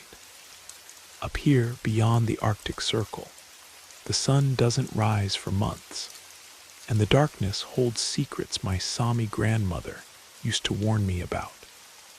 That December night, in temperatures dropping below -40, I was about to discover she wasn't just telling stories. The CB radio had been dead for hours, normal this far north. My truck's headlights carved a tunnel through the darkness, catching occasional reflections from ice crystals floating in the air, what we call diamond dust. The forecast warned of an approaching storm, but I had to deliver this load to the lumber mill in Kiruna before the roads closed. My grandmother's warnings about the Stalo ancient creatures that hunted during the darkest days echoed in my mind. Modern Sami don't talk much about these things, but out here, where the aurora borealis paints spirit lights across the sky, old beliefs die hard. The first sign something was wrong came when my headlights began to dim. Not the gradual dimming of failing batteries, but a pulsing weakness, as if something was drinking the light itself. The engine struggled, despite being rated for Arctic conditions. The temperature gauge dropped so low it stopped working. and ice started forming inside the cab. Movement caught my eye, something massive shifting through the trees alongside the road. At first, I thought it was a moose, but its motion was wrong. It moved like smoke, but had mass, its shape constantly shifting between human and animal forms. In my side mirror, I caught a glimpse of eyes reflecting my fading headlights. Not the normal red reflection of animal eyes, but a pale, ancient blue. The radio suddenly crackled to life, but instead of voices, it produced sounds that didn't belong in this world, like ice breaking on a frozen lake, mixed with what could have been words in a language older than human speech. The GPS screen showed impossible coordinates, placing me simultaneously at multiple points across Lapland. My hands tightened on the steering wheel as the creature kept pace with my truck. Decades of experience told me this was impossible. Nothing could match a truck's speed through these conditions. Yet there it was, sometimes running alongside, sometimes disappearing only to reappear ahead, waiting. The stories came flooding back. How the Stalo were said to be giants who had forgotten they were once human, creatures of such ancient cold that they froze the air around them. My grandmother had spoken of their hunger, not just for flesh but for warmth, for the spark of life itself. Ice crystals formed patterns on my windshield, not random frost, but symbols I recognized from old Sami drums. The darkness between the trees seemed to deepen, to move with purpose. The creature was hurting me, I realized, directing my route away from the main road toward an older path, one that led to a frozen lake. My truck's electronics failed completely. The engine coughed and died, leaving me stranded in the absolute darkness of the polar night. The only light came from my emergency flashlight, its beam seeming weak and insignificant against the pressing dark. The cold crept in immediately, the kind of cold that can kill in minutes. Then I saw it clearly for the first time. It stood at least 3 meters tall, its form somewhere between human and something more primordial.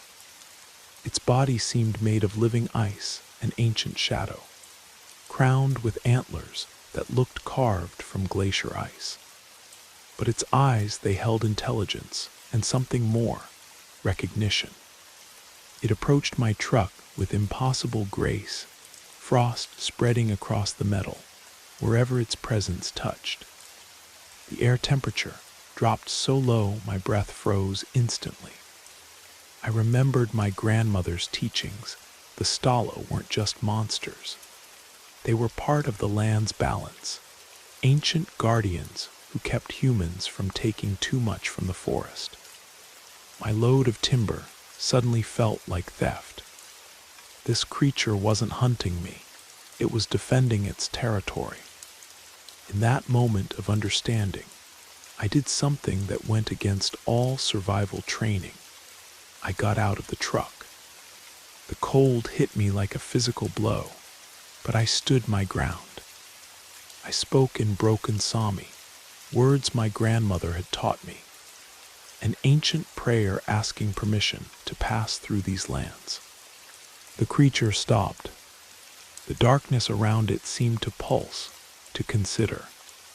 Then it reached out one crystalline hand and touched the logs in my trailer. Images flooded my mind, the forest as it had been centuries ago, the balance between taking and giving, the sacred responsibility of living in these northern lands. I understood then what my grandmother had meant about respecting the old ways. The Stalo stepped back, its form beginning to merge with the darkness. My truck's engine suddenly roared to life, and the electronics reset themselves. But before the creature disappeared completely, It left me with a final vision, paths through the forest that wouldn't disturb the ancient balance, roots that worked with the land rather than against it. I changed my company's logging practices after that night. We now work with Sami elders to identify sustainable cutting areas, respecting the old boundaries. Some of my colleagues think I'm superstitious, but they don't argue with the results: fewer accidents, better yields, healthier forests. Sometimes, during the polar night, I catch glimpses of that ancient form moving through the trees. The other drivers report electronics failing, impossible cold spots, strange lights in the forest. They've learned to respect the old routes, to take only what's needed. My grandmother passed away last winter. At her funeral, the elder spoke of how she had been a bridge between the old world and the new. Looking out into the darkness beyond the gathering, I saw a familiar tall figure standing among the trees. Its eyes met mine, and I understood that some bridges must remain, that some ancient guardians never stop their watch. The polar night still brings darkness to these lands, but now I understand it's not empty darkness. In these ancient forests, where the cold can freeze thoughts and the northern lights dance like spirit fires, the old stories aren't just stories. They're warnings, guides, and sometimes, if we're wise enough to listen, they're the only maps we need. The abandoned Glamorgan Valley railway station stood like a Victorian ghost in the Welsh mist. As an urban exploration photographer, I documented dozens of derelict sites across Britain. But something about this remote station felt different. The fog seemed to carry echoes of steam engines and passenger calls, though no train had stopped here since 1954. I'd researched the station's history thoroughly before visiting. It had closed following a tragic accident, a signal failure that led to a collision claiming 12 lives. The signalman, Thomas Hughes, disappeared that night, his body never found. Local legend claimed he still walked the platform, trying to prevent a disaster that had already happened. My camera gear was state-of-the-art, a full-frame mirrorless, with excellent low-light capability.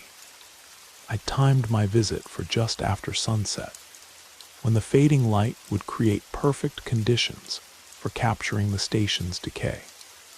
The Victorian architecture created dramatic shadows in my test shots, the brick walls still showing traces of their original Cambrian railway's cream and maroon paint.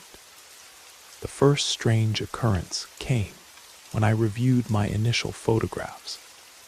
In several frames, there appeared to be lights in the signal box windows, though the building had no power. I dismissed it as lens flare, but then I heard it, the distinct sound of a signal lever being pulled, followed by the mechanical clank of ancient machinery. My rational mind suggested wind in the old mechanisms, but the air was perfectly still. The fog had thickened, taking on an unusual quality. It seemed to coil and shift with purpose, forming shapes that almost looked like steam from phantom trains. The temperature dropped suddenly, my breath visible in the beam of my torch. Movement caught my eye near the signal box. A figure in what appeared to be a traditional railway uniform, complete with reflective strips that seemed to glow with their own light. He moved with purpose, checking instruments that no longer existed, his actions precise and practiced. Through my viewfinder, I caught glimpses of his face weathered, concerned, focused on duties that had ended decades ago. My camera started malfunctioning, the digital display showing impossible timestamps from 1954. The autofocus hunted frantically, as if unable to determine the distance to the figure. When I switched to manual focus, the image in my viewfinder showed not just the abandoned station, but overlays of how it had looked in its prime crowds of passengers, steam rising from an approaching train. The figure turned toward me, and I nearly dropped my camera. His face was both there and not there, his eyes holding the weight of a tragedy he couldn't prevent. He raised his signal lamp, its light cutting through both time and fog, and spoke in a voice that seemed to come from very far away. "The 9:15 is coming. It must be stopped." My research hadn't mentioned a 9:15 train in the accident, but as the figure moved along the platform, historical details began falling into place. The official report had been amended years later. The crash actually occurred at 9:15, but the time had been changed in records to protect someone's reputation. The phantom signalman continued his rounds, his movements becoming more urgent. Each time he passed through my camera's frame, the digital display showed different times, all from that fatal night. The temperature continued to drop, frost forming on my lens, despite the autumn weather. Then I heard it, a sound that shouldn't exist. The distant whistle of a steam train, growing closer. The figure's movements became frantic now, his form flickering between solid and transparent as he rushed between points on the platform. Through my viewfinder, I could see both times at once: the modern abandoned station and its past self moments before disaster. The ghostly train whistle grew louder, and the signalman turned to me with an expression of desperate hope. He gestured toward the signal box, and suddenly I understood. My camera's flash, it could serve as a warning signal. I positioned myself where the approaching train would have been able to see me, and fired off a rapid sequence of shots. The phantom whistle cut off abruptly. The fog swirled and thinned, and the figure of Thomas Hughes seemed to relax, giving me a slight nod before fading into the mist. The temperature returned to normal, and my camera began functioning properly again. When I reviewed my photos later, most showed only the abandoned station. But one frame, captured at exactly 9:15 according to the metadata, showed something extraordinary. There stood Thomas Hughes, clear as day, no longer transparent but solid, finally at peace. Behind him the signal showed green, then red, then green again, a proper cycle at last. I published the photos in a railway history magazine, alongside my research into the amended accident reports. The article led to a proper historical investigation. They found Hughes's pocket watch in the signal box foundations during renovation work, its hands frozen at 9:15. He was finally given a proper memorial at the station, honoring his attempt to prevent the tragedy. The station has been restored now, converted into a railway museum. The curators included my photograph in their historical display, though they label it as a creative interpretation rather than documentary evidence. But sometimes, on foggy evenings just before closing time, visitors report seeing a figure in a reflective striped uniform, still walking his rounds.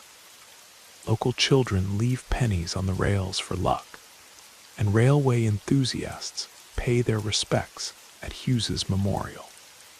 The old signal box has been restored, its mechanisms occasionally moving on their own. The museum staff just smile when this happens, knowing that some guardians never abandon their posts, even long after their last signal has been given. The old roads of Kerry hold secrets that even a folklore professor like myself doesn't fully understand. That night, driving home from my lecture on Celtic death omens at the university, I was about to experience firsthand what I'd spent years merely teaching about. The fog had rolled in thick from the Atlantic, transforming the familiar landscape into something from the old stories. It was the eve of Samhain, when the ancient Irish believed the barrier between our world and the otherworld grew thin. Modern Halloween celebrations have sanitized these beliefs, but out here, among the standing stones and fairy forts, the old ways still hold power. My lecture notes about banshees and death omens sat heavy in my bag, an ironic detail I'd appreciate only later. The narrow road wound between ancient stone walls, their surfaces thick with moss that seemed to glow faintly in my headlights. My radio had given up trying to find a signal, producing only static that sometimes sounded almost like distant keening. The fog grew thicker as I passed the megalithic tomb locals call the Kalich's house, the witch's dwelling. That's when I first saw her, standing by one of the old marker stones. A woman in what appeared to be a gray dress, her long hair moving in a wind I couldn't feel. My academic mind immediately started cataloging details. The style of dress seemed centuries old. Her pale appearance matched traditional descriptions of the Bean Shia, the banshee of Irish legend. I slowed down, professional curiosity briefly overriding common sense. In the 20 years I'd spent studying Irish folklore, I'd documented countless banshee stories, but never experienced anything myself. The woman turned toward my car, and my scholarly detachment evaporated. Her face was both ancient and ageless, her eyes holding a depth that spoke of centuries. She raised one hand, and my car's electronics went haywire. The headlights flickered, the engine sputtered, and my phone's screen lit up with calls from numbers that were impossibly long. The temperature dropped so rapidly that frost patterns formed on my window's patterns that looked disconcertingly like ancient Ogham script. My academic knowledge kicked in, remembering that in the old stories, banshees were not inherently malevolent. They were messengers, harbingers of death for certain old families. With a start, I realized I was driving past the ancient burial ground of the O'Brien clan, my own ancestors. The woman began to move toward my car, not walking, but gliding across the road. Her form seemed to shift between solid and transparent, like fog given momentary substance. The static on my radio transformed into what was unmistakably keening, the traditional death lament that gave the banshee her reputation. In that moment, every story I'd collected, every academic paper I'd written about death omens in Irish folklore, felt inadequate. The reality was both more subtle and more terrifying than any account had suggested. The air itself seemed to vibrate with ancient power, and I could smell the strange, sweet scent of funeral flowers. She reached my car door, and I found myself unable to move. Her face pressed against my window, and I saw that her eyes weren't just deep, they contained visions. In them, I glimpsed scenes from my family's history, births, deaths, marriages, all the way back to times before written records. I saw my own story thread woven into this ancient tapestry. Then she spoke, not in words but in images and emotions that flooded my mind. She showed me a hospital room I recognized, where my elderly father had been recovering from surgery. The message was clear, but not what I expected. This wasn't a death omen for me, but a warning about him. The banshee wasn't here to herald death, but to prevent it. The vision broke as suddenly as it had come. The woman stepped back from my car, her form already beginning to fade into the fog. The keening on my radio softened to silence, and the frost on my windows melted away. Before she disappeared completely, she nodded once, a gesture that felt like both acknowledgement and dismissal. I drove straight to the hospital, breaking speed limits and running on pure instinct. I arrived to find my father in crisis, a post-surgical complication that the night staff had only just discovered. The doctors later said that if it hadn't been caught so quickly, he might not have survived the night.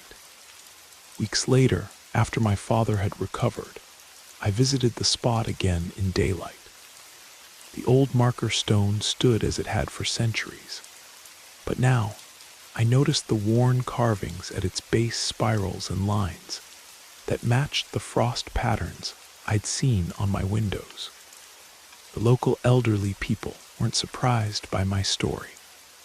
The Bean Shia doesn't just warn of death, one old woman told me. She warns those who still remember the old ways, those who might understand her message. I still teach folklore at the university, but my lectures have changed. When students ask if I believe in banshees, I no longer give the standard academic response about cultural metaphors and social functions.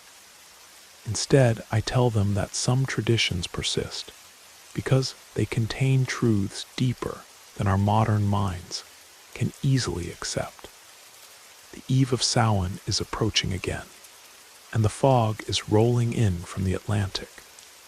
My father's health is stable now, but I find myself taking the long road home, past the standing stones and ancient burial grounds.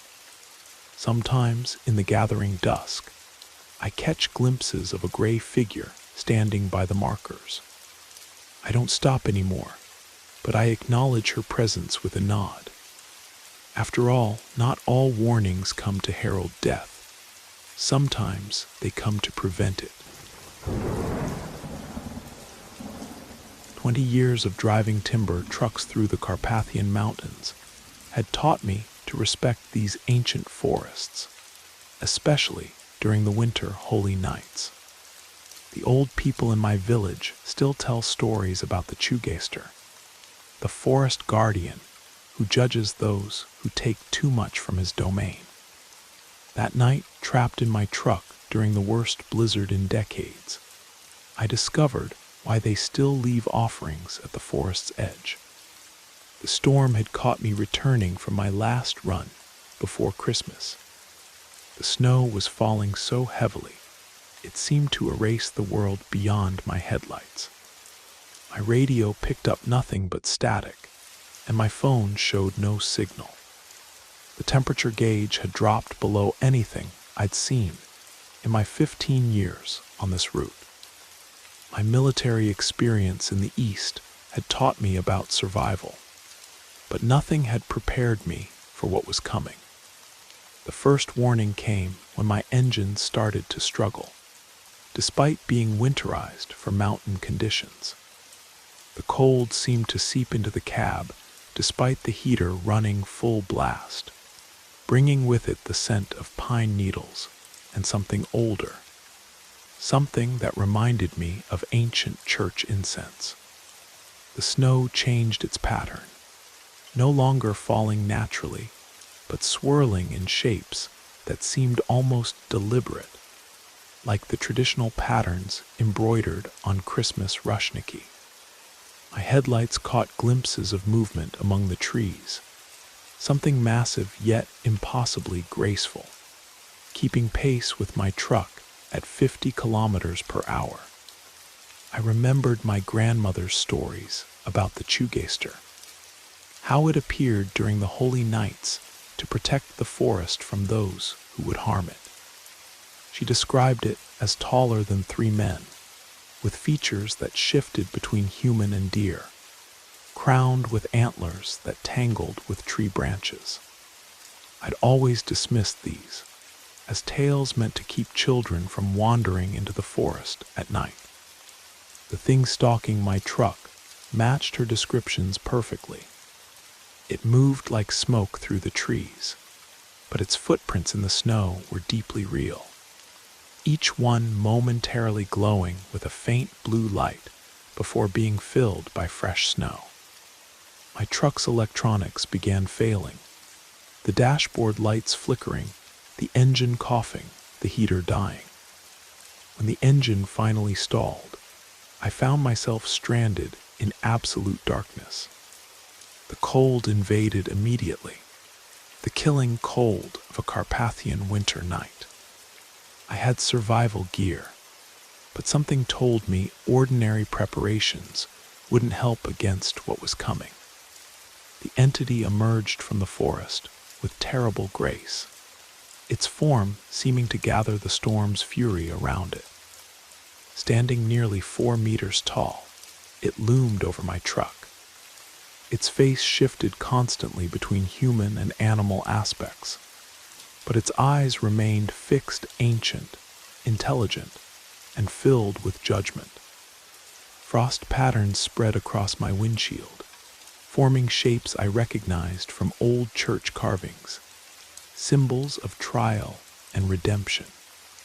The creature reached out with hands that ended in both fingers and claws, frost spreading wherever they touched the truck's metal. Through the freezing glass, our eyes met, and suddenly my mind filled with visions.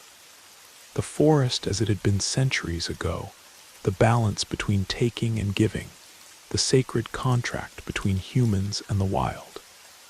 I saw my own actions through its ancient eyes.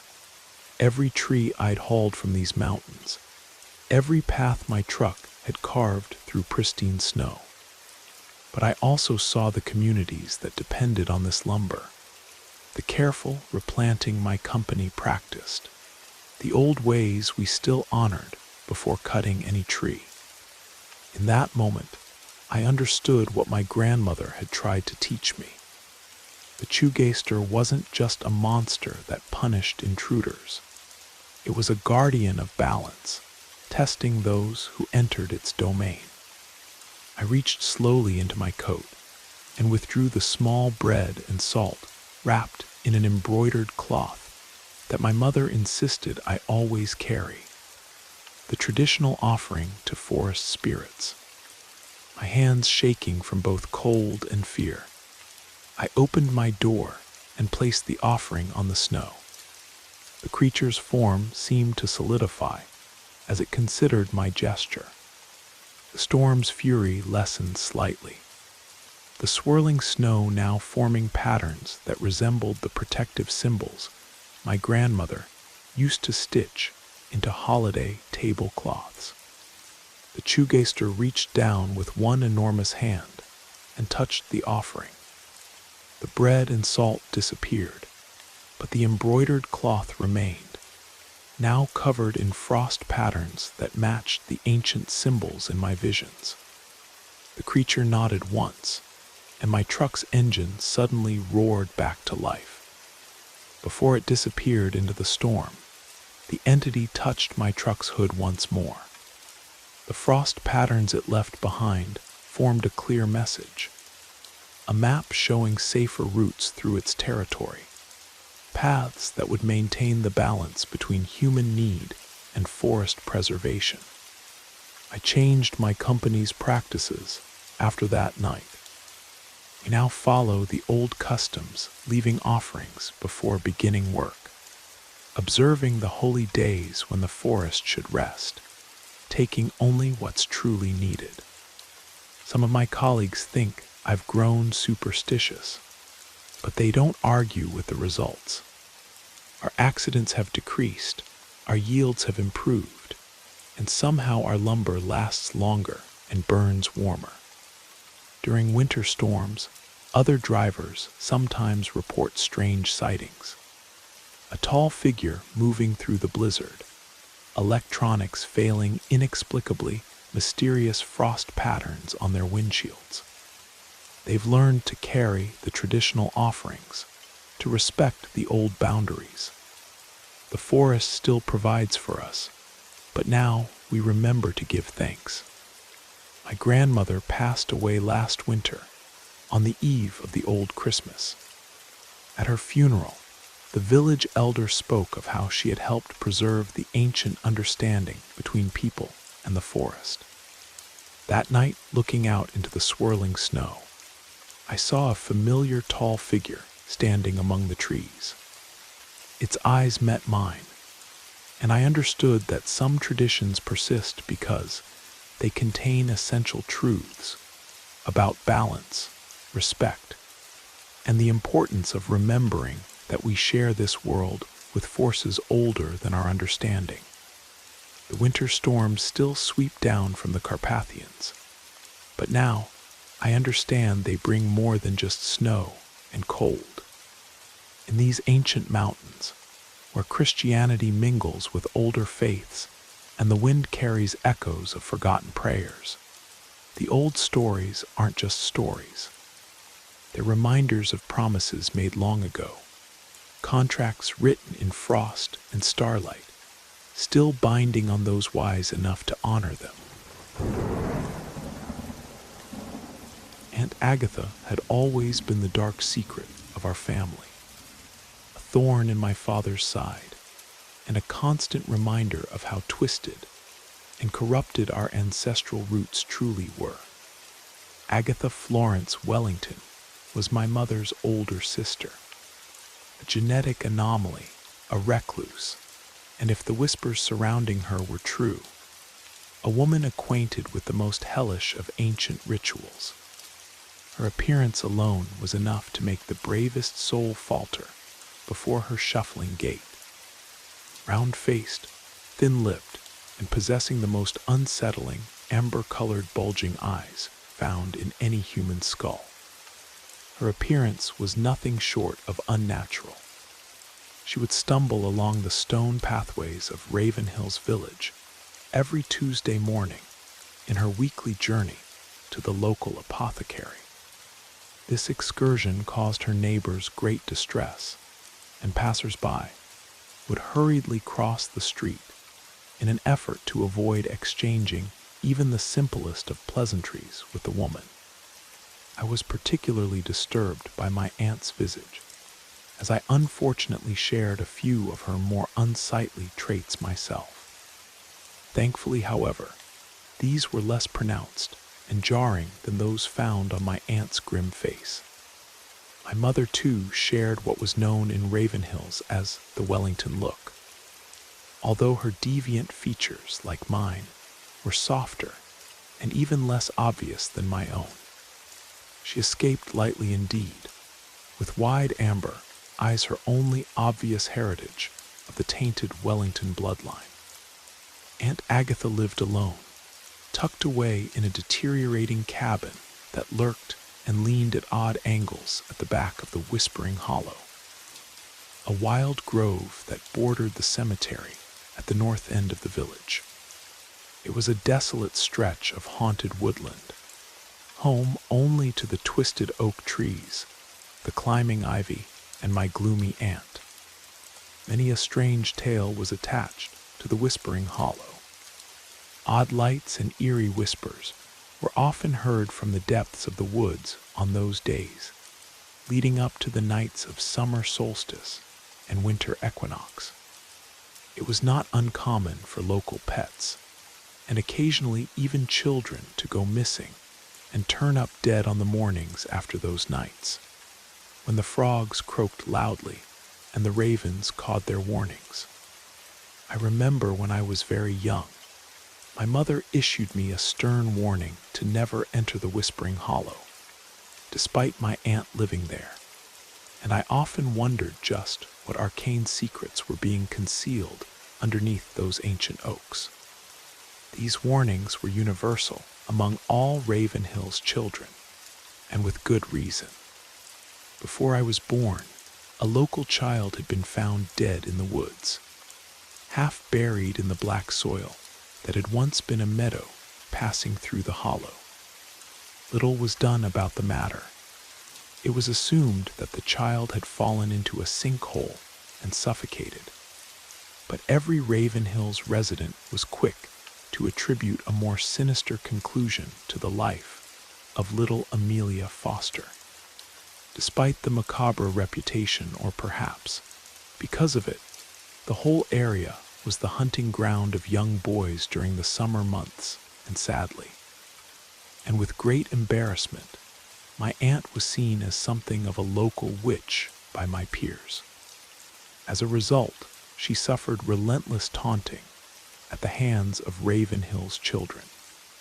There was precious little else to do in the village during the school summer break, and the taunting of my aunt became something of a local sport.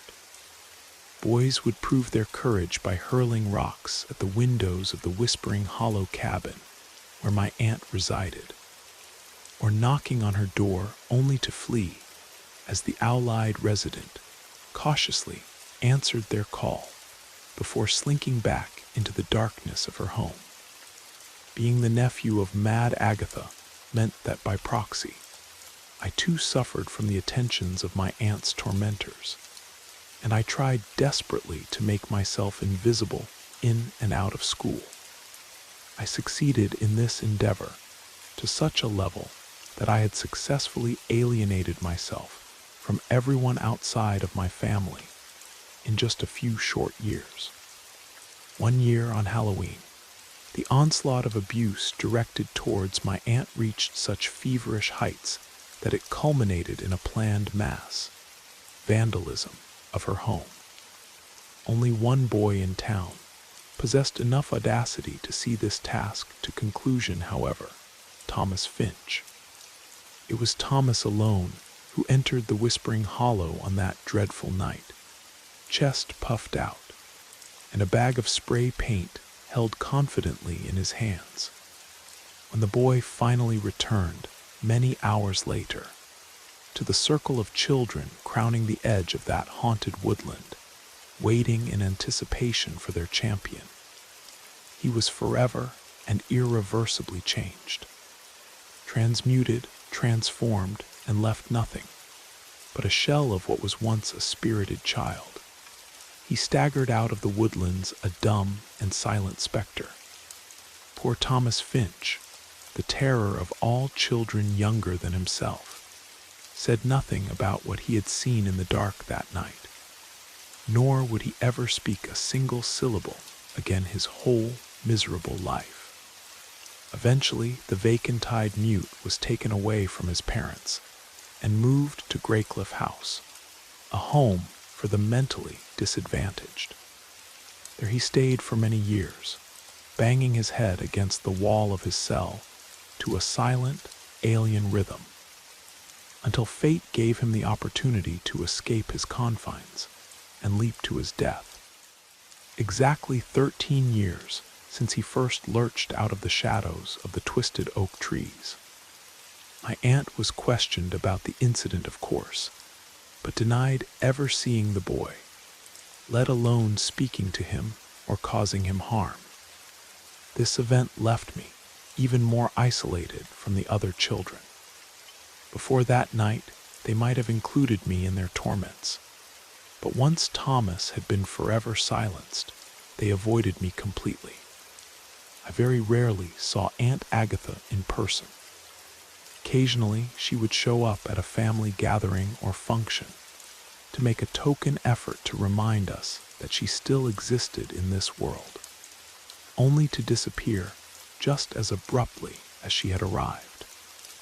My father, in particular, despised the woman. He hated the appearance of his sister-in-law, and he hated that his wife and son were kin to the woman. But most of all, he hated the way Agatha collected strange artifacts and ancient dusty tomes. Agatha was something of a scholar, at least of a certain sort, and loved to devour information from her astounding collection of books. Her library consisted of a mass of sprawling grimoires and papers, scattered around her living room, in no discernible order. A chaotic, crumbling mess of ancient and esoteric knowledge. Many of those decaying, musty volumes were written in languages unspoken in the isolated villages and hamlets of North Yorkshire. Archaic German, French, Latin, Greek, and scripts so wholly alien in structure that they must have been impossibly extraterrestrial in origin. Other, far stranger items dotted the cramped rooms of the cabin that Agatha called home. Misshapen, twisted roots, exotic stuffed animals, crystals arranged in geometric patterns that were maddeningly complex. This was the legacy of my Aunt Agatha, a repulsive, isolated semi-antiquarian, semi-human recluse, obsessed with the forbidden and in love with the wicked and strange. All these memories and thoughts flashed vividly in my mind as I sat opposite the stern, cold face of Mr. Reynolds, my family's long-suffering solicitor. Just seconds ago, he had impassionedly read out aloud the contents of my aunt's last will and testament, in which a woman I barely knew and had good reason to despise had left me all her earthly and unearthly possessions. Aunt Agatha's death had been as singular and strange as her life. In the early morning of October 24th, 1987, she had stood barefoot on the edge of Blackmire Forest in Green Mountain, Yorkshire, and walked slowly and deliberately into the waiting darkness of the ancient woodland.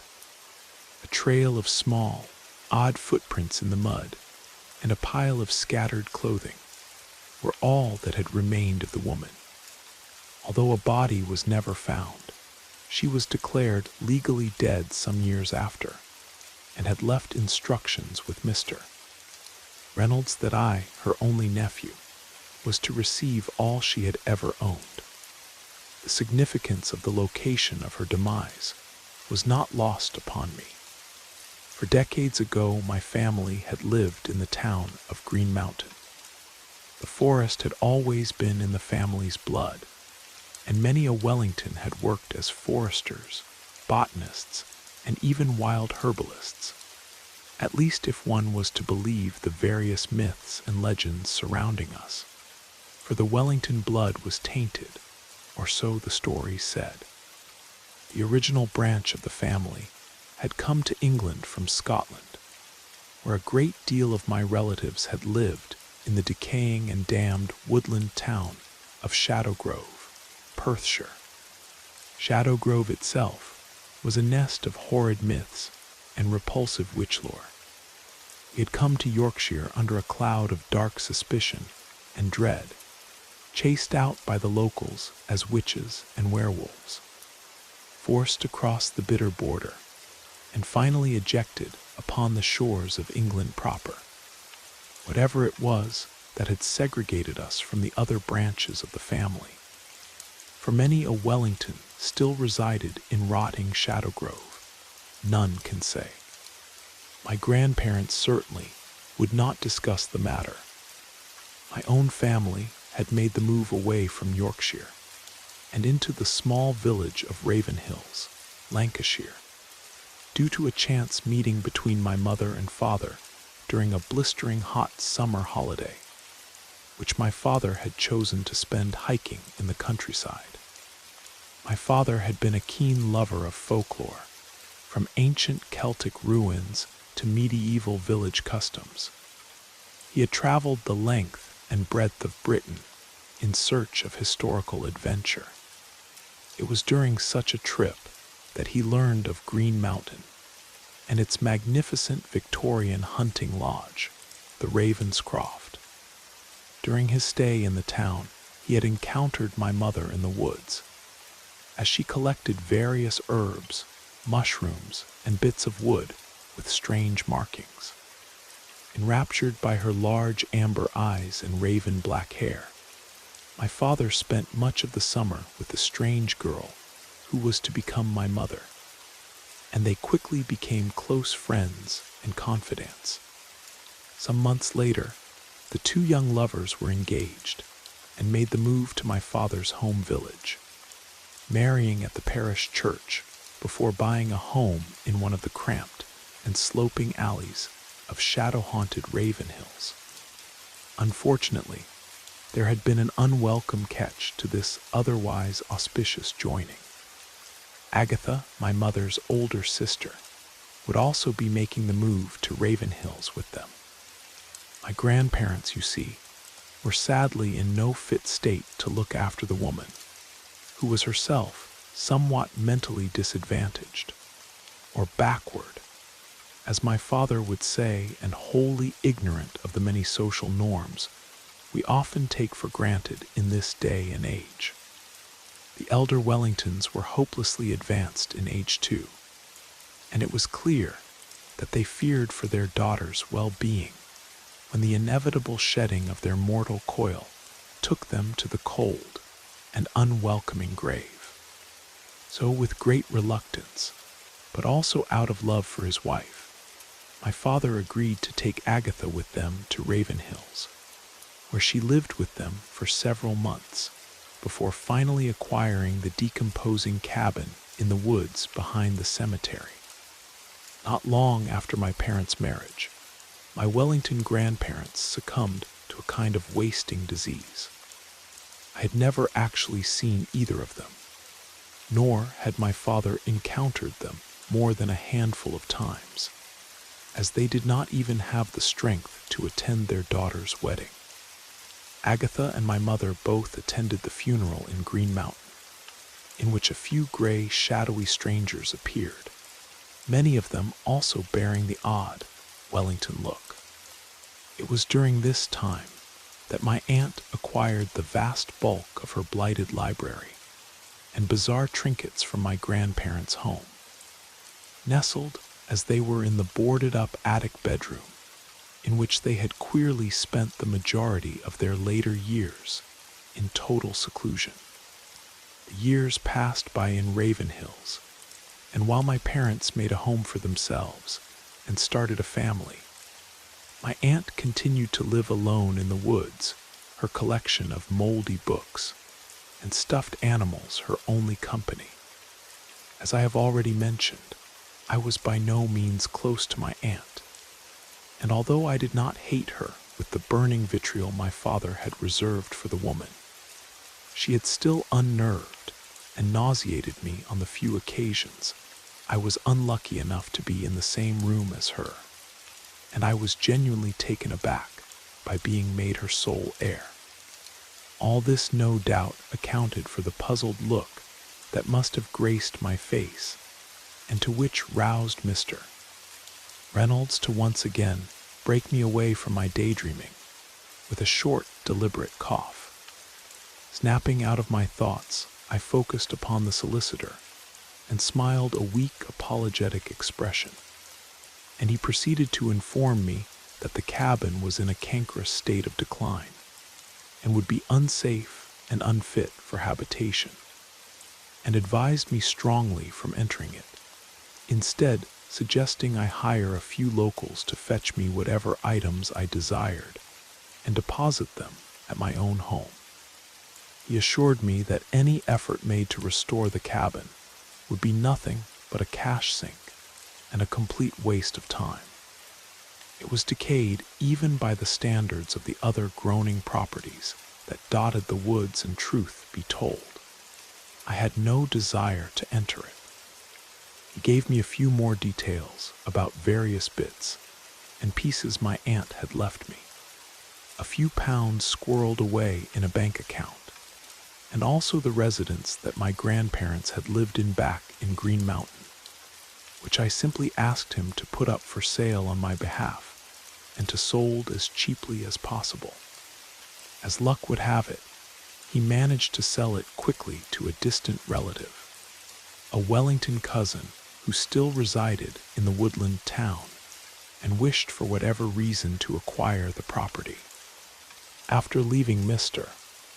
Reynolds to his paperwork, I left his office and headed straight to my parents' home to talk about the matter with them both in full. My father seemed quite dismissive of the whole affair, assuming wrongly that I would have no interest in anything that had belonged to his deceased nemesis. My mother, on the other hand, seemed greatly unnerved by the matter, at first probing me to see what my intentions were regarding my aunt's belongings. Upon hearing that I would be taking them all to my home and cataloging them at my leisure, she could hardly contain her anxiety. This confused me greatly. I assured her that I simply wished to see if there was anything of worth to be sold to collectors, and this seemed to calm her briefly. Finding some local strong-arms to move the immense hoard of junk from my aunt's cabin and to my home proved to be quite difficult at first. Most men of labor in Raven Hills proved to be stupefying in their reluctance to enter Whispering Hollow and superstitious regarding the Wellington name. In the end, I was able to hire a few Eastern European laborers who, despite being superstitious themselves, were strangers to Raven Hills and ignorant of the mark upon my family's name. I busied myself with work during the week, or so it took to ransack my aunt's cabin, and at first barely noticed the hoard of books, stuffed animals, twisted roots, crystals, and various other bric-a-brac that I had the workers stack as neatly as possible in my attic. By the time they had finished, the once vacant space above my house had become a labyrinth worthy of Knossos, a chaotic mess of crinkled yellow papers and moaning, sagging shelves. Fortunately, I had fitted the old attic with electricity when I moved in, but the feeble light provided by that one naked bulb hanging in the center of the room seemed to cast more shadow than light, and gave the various glass-eyed dead animals a haunting quality that kept me away from the collection, until I could find someone to take the whole ungodly collection off my hands. The whole collection stayed well out of my mind and life for some weeks to come, as work kept me busy, and I put off my once planned mass cataloging in favor of working towards a promotion at the office where I worked as a minor clerk.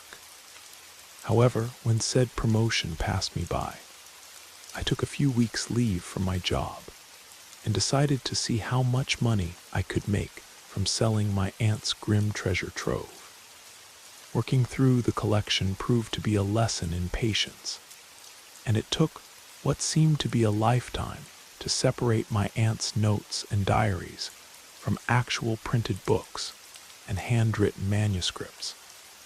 When I finally did so, I had before me a collection of wicked and unwholesome tomes, musty, fat, and swollen with hundreds of pages of information.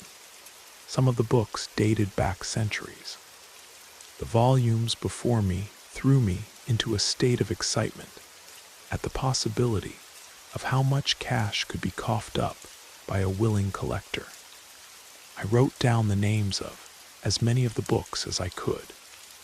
There was The Whispers of the Earth by Comte de Montfollet, The Mysteries of Root and Stone, penned by the occultist Heinrich Gruber, and Ungenet Wesson I Am Wald by Friedrich von Hartmann.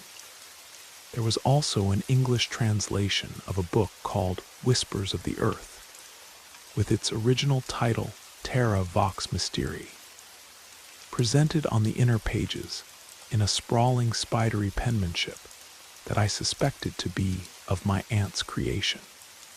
The latter was filled with pages of notes written by my aunt and various rites, and rituals underlined in pencil appeared sporadically throughout the interior. I tried my best to skim this book, being one of the few written in English.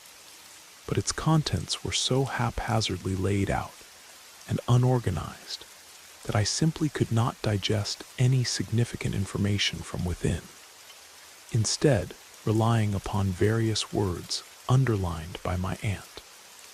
These included Terravox, Silvara, Earthwraith, Rootton, Gade, Xylem Thrall, and other stranger arrangements of letters. Admittedly, I was totally ignorant of the contents of all the books presented before me, and dismissed them as either works of fiction or loose fantastical treatises of witchcraft and the occult. Neither of these topics interested me in the slightest, so I decided to write down all I could think of as interesting to collectors, such as titles, authors, dates, and the strange names of pseudo-gods and prehistoric peoples, and put them in a letter that I sent off to several rare booksellers in London. It did not take long for a reply to reach me. One Professor Aldous Noir, a collector and bibliophile, had been put in touch with me via one of his contacts and wrote me a fevered response. His excitement barely contained within his beautifully worded letter. He offered to buy the entire collection from me for a king's ransom. It was a 6-figure sum so high that I had to sit down immediately upon reading it in order to finish his letter in full, and had to reread it several times to let its contents fully sink in. Professor Noir had also made it clear that he wanted any and all personal notes made by the book's previous owners in full, which I understood given the gibberish contents contained within the tomes. However, I decided that I would not hand over my aunt's diaries, for whatever absurd sentimental reasons I may have attached to them. In my reply to the professor, I simply stated that the collection had come as is, and that no notes had been found among them. I did, however, smooth this over by stating that several of the books had passages underlined with a few scribbles here, and their denoting other manuals and page numbers where other notes and information could be found. It wasn't quite the spiderweb of information the professor had sought, but it appeared to please him nonetheless, and he organized to come and collect the books in person at a prearranged date just a few days after his reply to my offer. I informed my parents over some afternoon tea of what the professor had offered me for the books, and to much humor, my father nearly spat out a mouth full of Earl Grey upon hearing that his son was to become so fabulously wealthy. He seemed overjoyed at the news, not for any dreams of personal gain. He had always been the non-materialistic type, but at the prospect of a life such money could provide for me, I knew that he was also secretly happy that being related to Agatha Wellington had actually paid off in the end, and the money was at once a source of sweet revenge for him, and an ointment to smooth over the wounds left by their various clashes.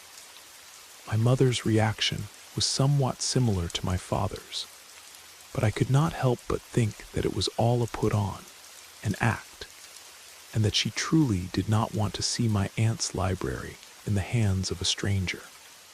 If she had but voiced her concerns, I may have changed my mind, or at least sold, perhaps, only half of the collection left to me. I informed her that I intended to keep my aunt's diaries and personal notes, but she simply shrugged whilst nursing a lukewarm cup of tea. My father made a comment about how they would best be used to kindle a fire, and we quickly moved onto the topic of what I would be doing with the money that was soon coming my way. I'll admit that, when the day came for the professor to collect the books, a cloud of regret had fallen over me. Despite the ludicrous amount of money that he was offering, I felt somewhat reluctant to part with my aunt's collection. These feelings of doubt, however, were quickly dispelled as a series of brisk rapping penetrated the quiet of my usual afternoon routine, and I opened my front door to welcome my visitor.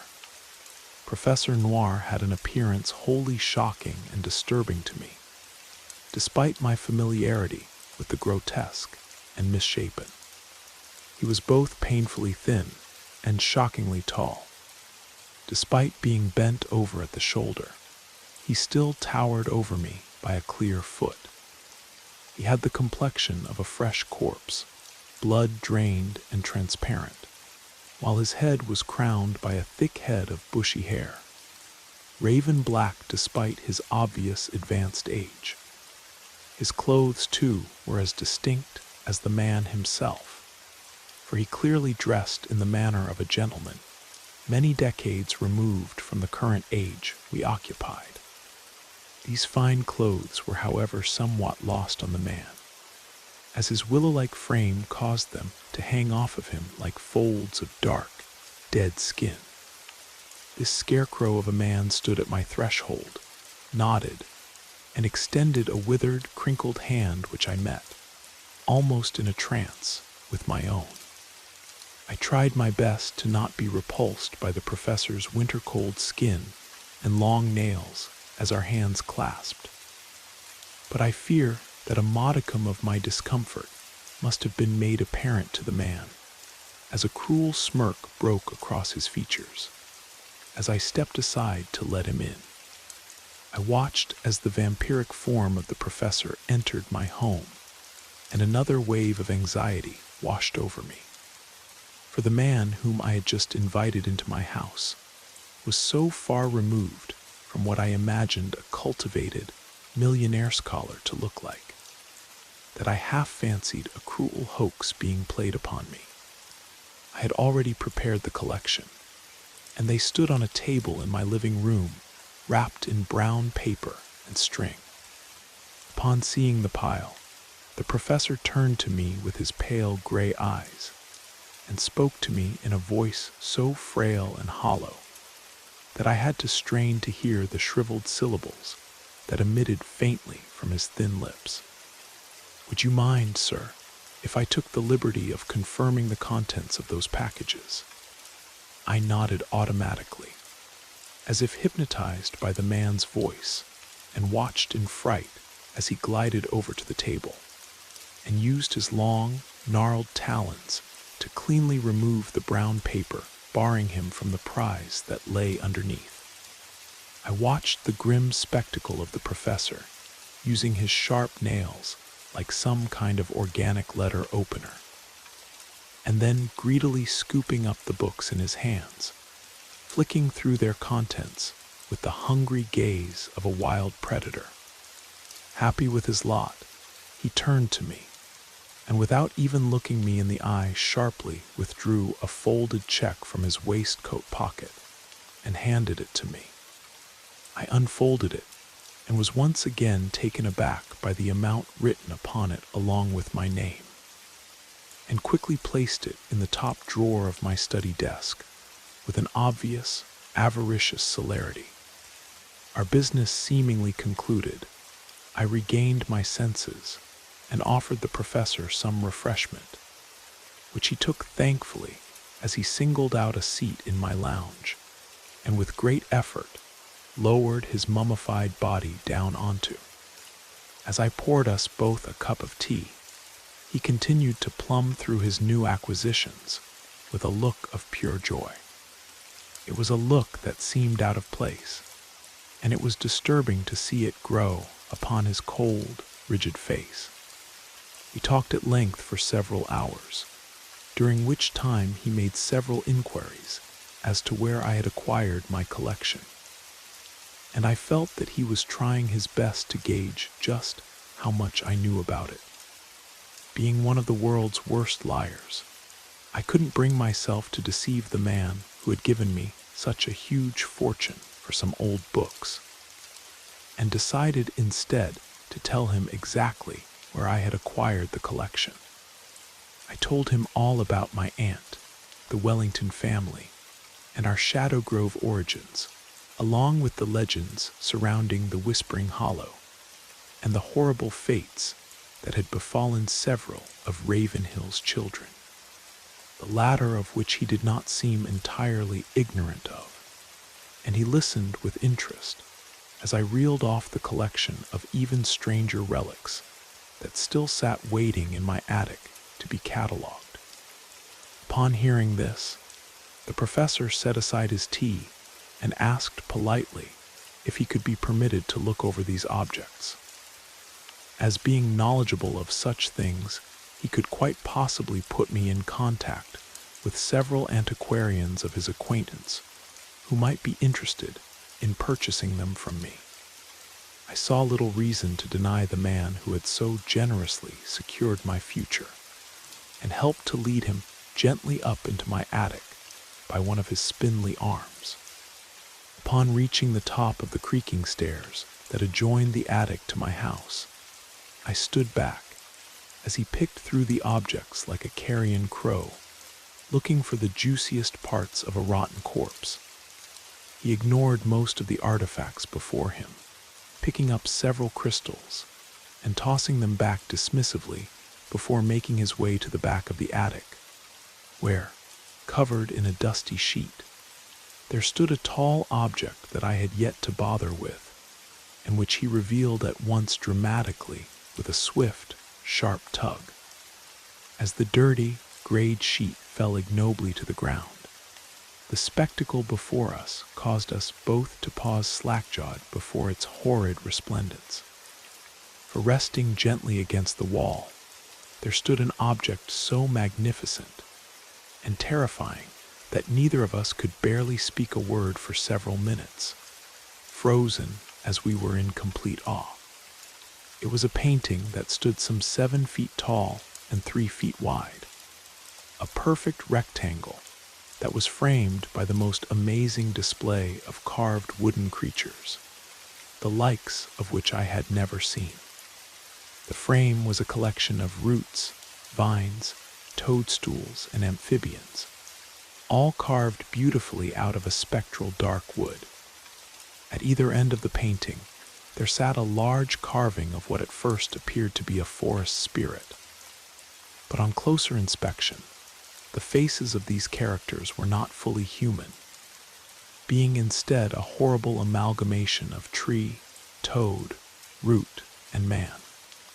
They twisted and writhed along the painting's edge in such a vivid manner that they appeared to sway, as if caught in an invisible breeze, causing my head to spin slightly if I looked upon them for too long.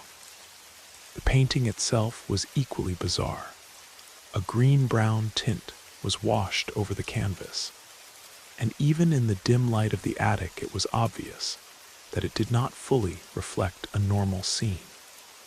Instead, it distorted the forest scene in a shadowy, undulating manner that made it appear like we were instead looking upon a view from the inside of a hollow tree. The professor stood forward and ran his hands over the wooden frame, and then shockingly, he gripped the arm of one of the carved forest spirits, and with great ease simply bent it and pulled it off. The wooden limb he then worked over in his hands, rubbing it between his fingers where it molded and distorted like clay, and not as any earthly wood should have. The plastic wood he then rolled into a ball and placed in one of his pockets. He then bent down with a grimaced gesture and picked up the sheet to cover the painting once more. He turned to me with clear concern etched over his gray face and suggested that we leave the attic immediately and make for the lounge, whereupon seating himself back down, he requested some fresh tea and bid me sit with him. The professor then proceeded to tell me such a fantastic and macabre story that I became dazed, swooning on occasion at the strange mysteries he was inducting me into. He spoke as if my aunt's collection of books were factual, containing within them all the lore of mankind and the millions of years that had rolled on before our race made the slow climb down from the trees. He spoke of subterranean invaders who had once called the earth home, creatures that had grown up from the soil and held dominion over our world, while man's most distant ancestors were still billions of years from appearing on the cosmic stage. These dreadful beings, gods compared to humanity, had experimented with life and in accident, had given birth to the ancestors of the human race. He spoke of the root dwellers, the ancient ones, the dreaded fungi of Yggdrasil, as well as the great race of Terravox, all visitors to our small and lonely blue planet. He spoke also of the few remnants of this horrid mythology that could still be found growing and plotting in the darkest reaches of our planet's forests. This last point he spent much of his time elaborating upon, bringing out quotes and page references from Whispers of the Earth. Uttering those unspeakable names I had once glanced over myself, Earthwraith, Terravox, and Silvara, the last two of which had had their images carved into the painting's frame, represented by the tree-toed things seated at either end of the disturbing object. A whole race separate from humankind, but also disgustingly intertwined with it, that lived undying in the dim reaches of the forest floor, growing through the slowly dissolving ruins of dead buried cities, such as dread Rutden, where the sun's rays fail to penetrate through the earthen gloom. He spoke of an ancient pact made with these forest dwellers that resulted in a mixed heritage of human and something, and of the twisted families of Scotland who carried this taint within their blood, the Wellingtons being but one.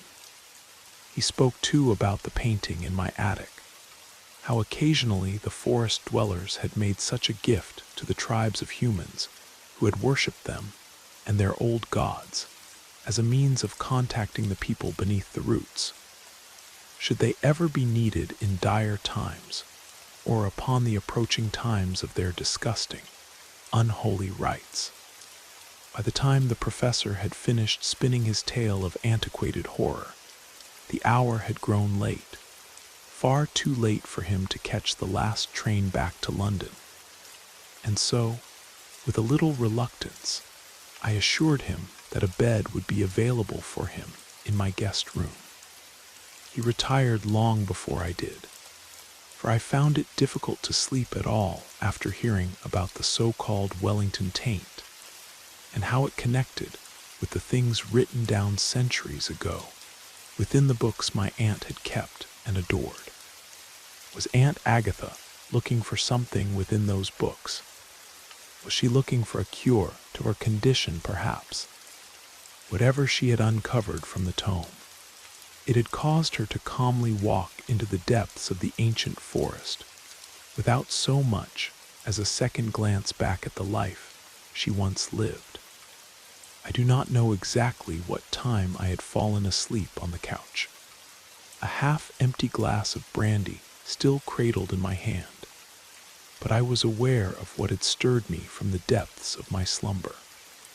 It had been a crashing sound, like something heavy falling down, and it had greatly disturbed the silence of the house.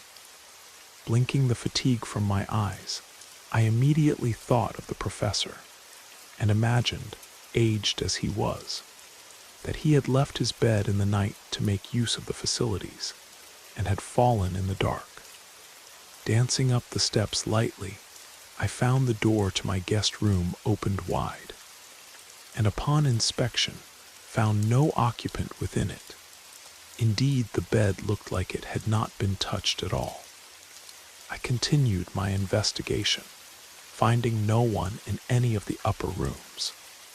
Hurrying back downstairs, I made for the kitchen, and was greeted by a source of light emitting from under the door leading to the attic.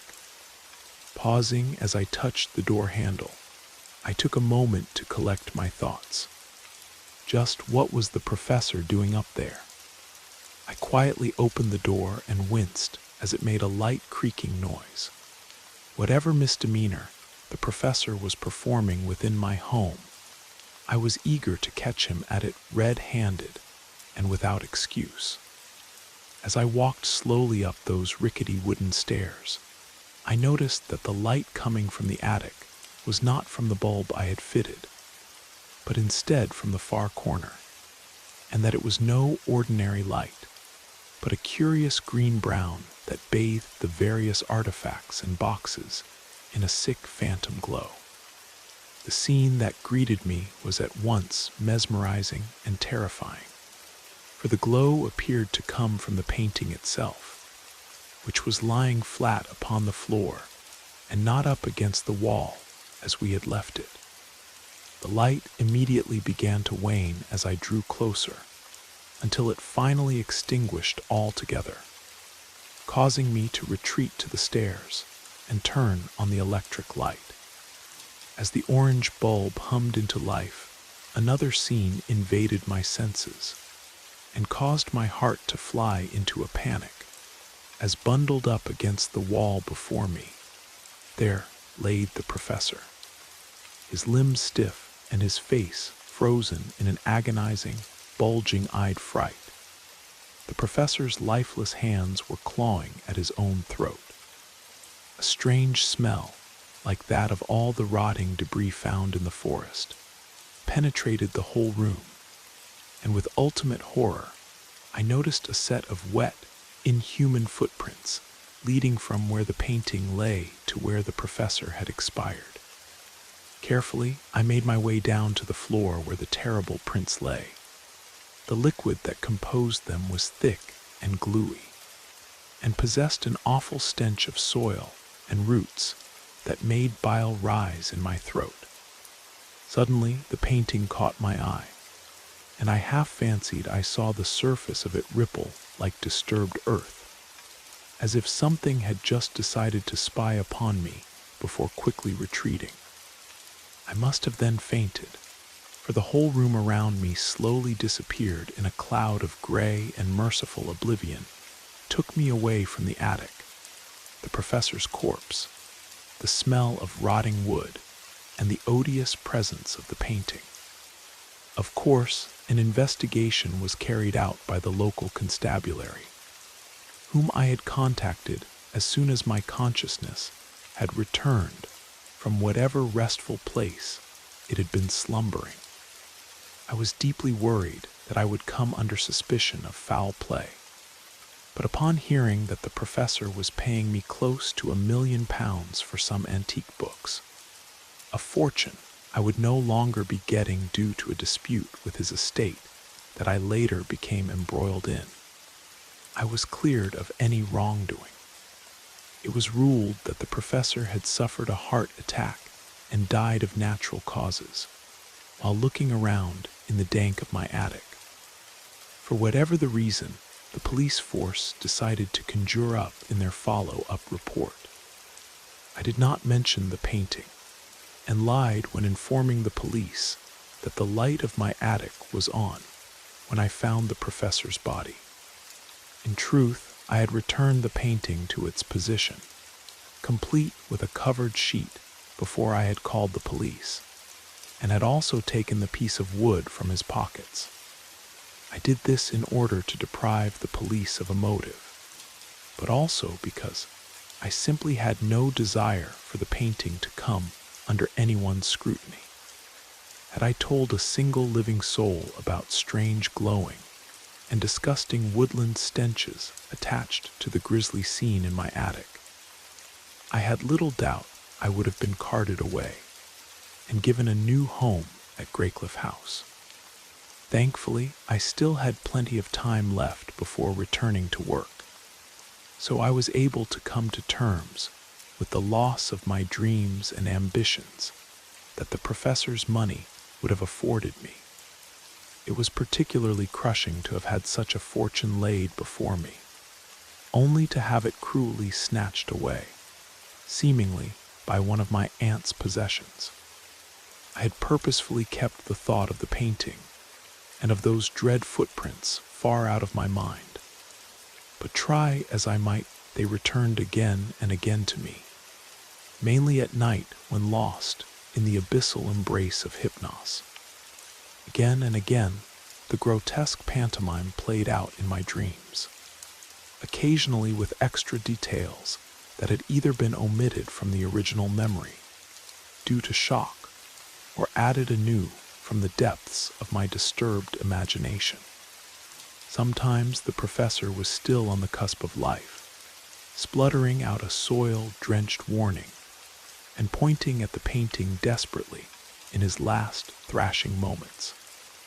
Other times I witnessed his body slowly being dragged into the painting, as its canvas surface rippled and undulated like disturbed earth. Finally, on one terrible night, I had seen what I thought to be a huge twisted root sinking back into the surface of the painting, with deliberate, lugubrious intent.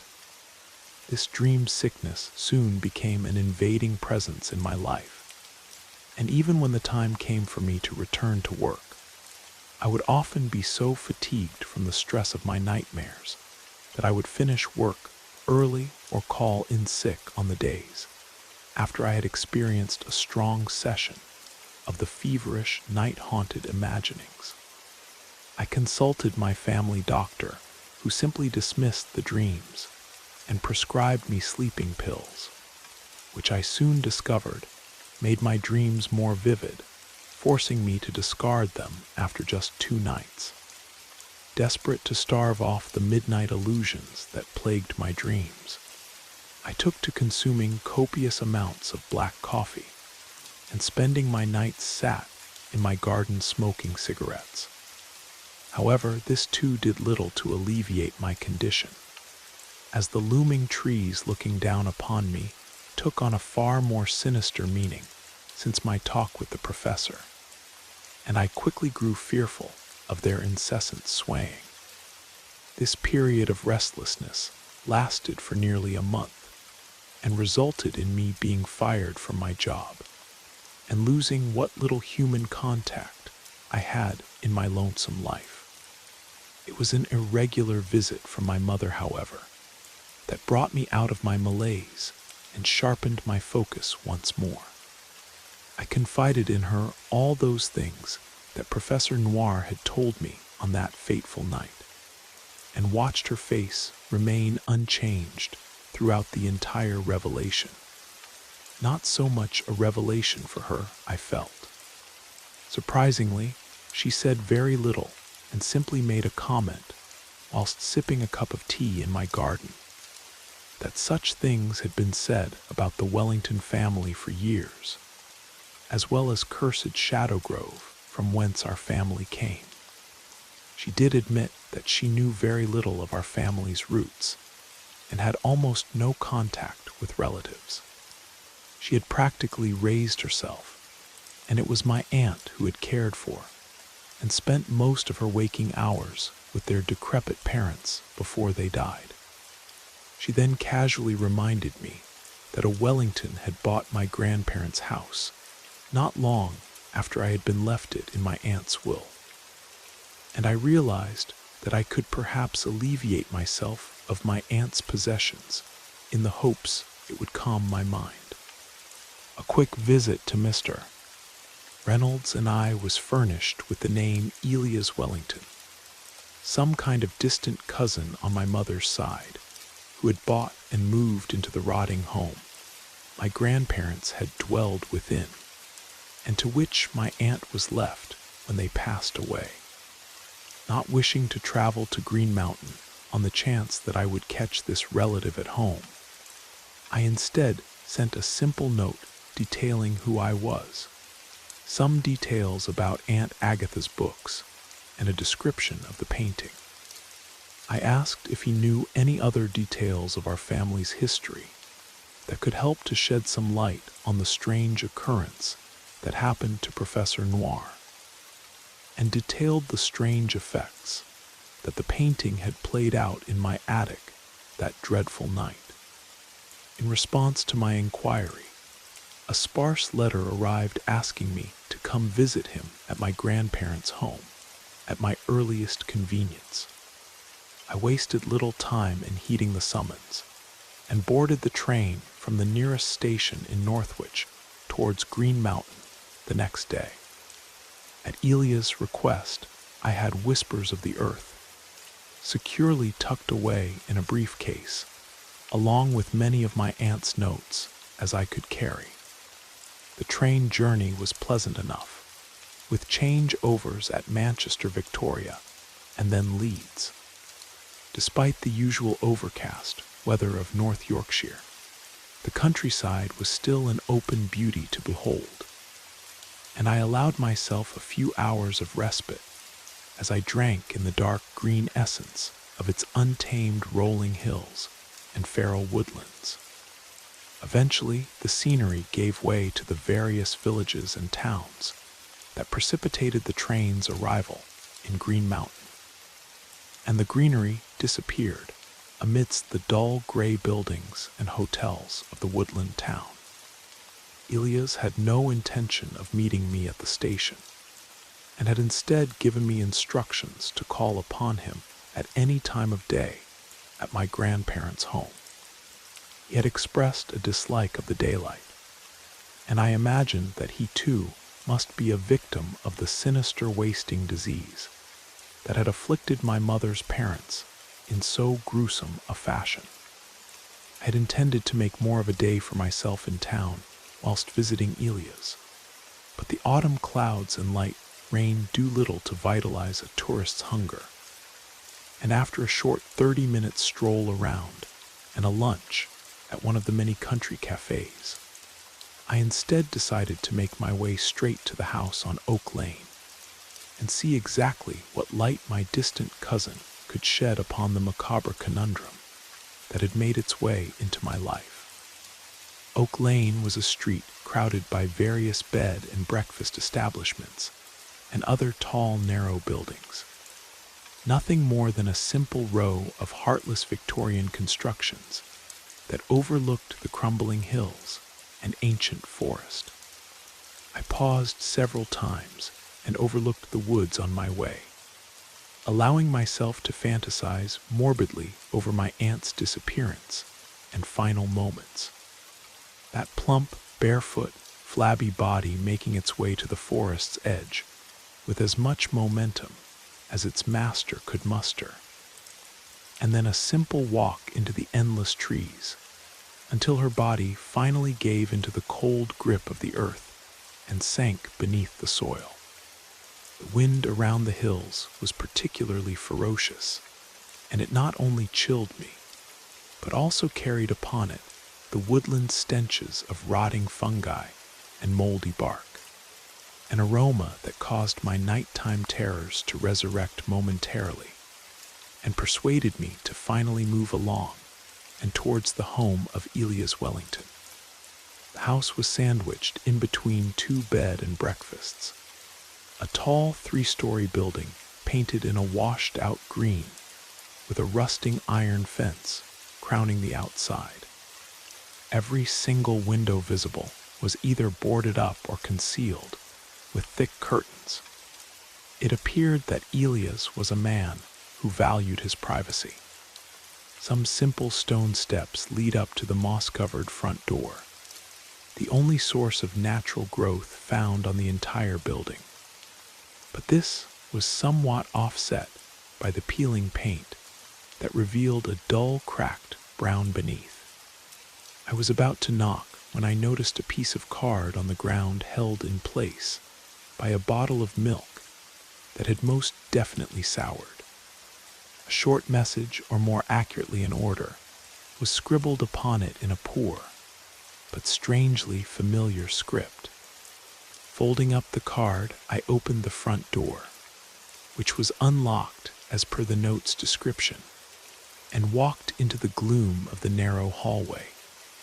Like the outside, the interior of the home was much taller than it was wide, and the staircase presented before me appeared to lean oddly at the top, giving the illusion that the house was fatigued and resting upon its neighboring establishment for support. It was difficult to see much in the dark of the hallway. I tried to turn on the lights with a few flicks of the nearby switch, but to no avail. A doorway to my right led into what must have been a downstairs living room, and I proceeded to investigate. A bare wooden floor, and not a scrap of furniture to be found.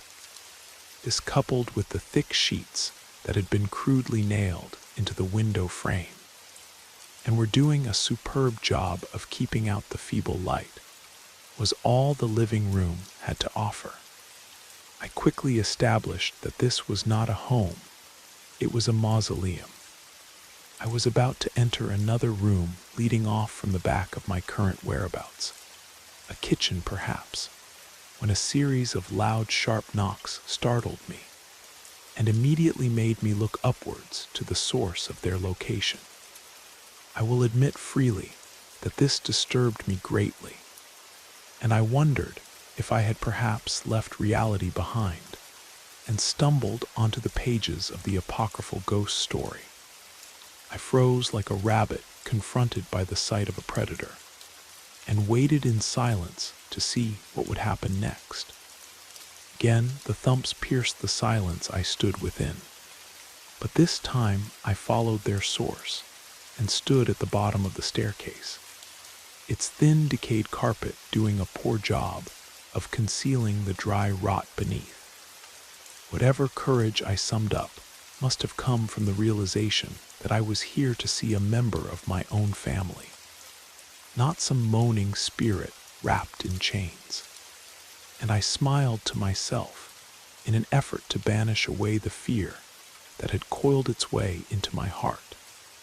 Surprisingly, the stairs made little noise as I ascended them as quickly as possible, jumping 2 steps with my stride until I arrived at the landing. Several doors lay before me, but only one was open, and from the room within I could hear a series of low wheezes, and finally, a sickly wet cough. With more than a little reservation, I knocked and gently pushed the door inwards. What greeted me was similar to the downstairs, a bare floorboard underfoot and a covered-up window frame.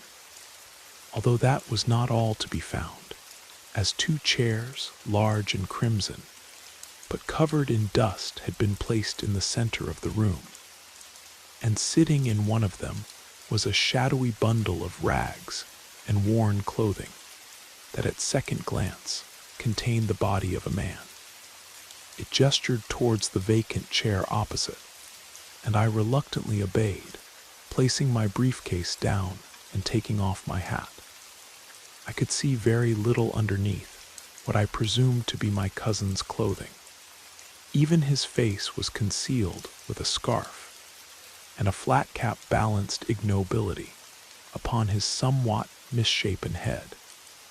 Words issued forth from my host's mouth, impossible liquid words that were punctuated with wet coughs and struggling breaths. There was movement beneath that scarf, but not the simple parting of lips, a series of movements from the neck area, a restless movement of something opening and closing to the rhythm of his speech. The only parts of his body visible to me were the eyes, huge bulging eyes that stared at me unblinking and with focused malice.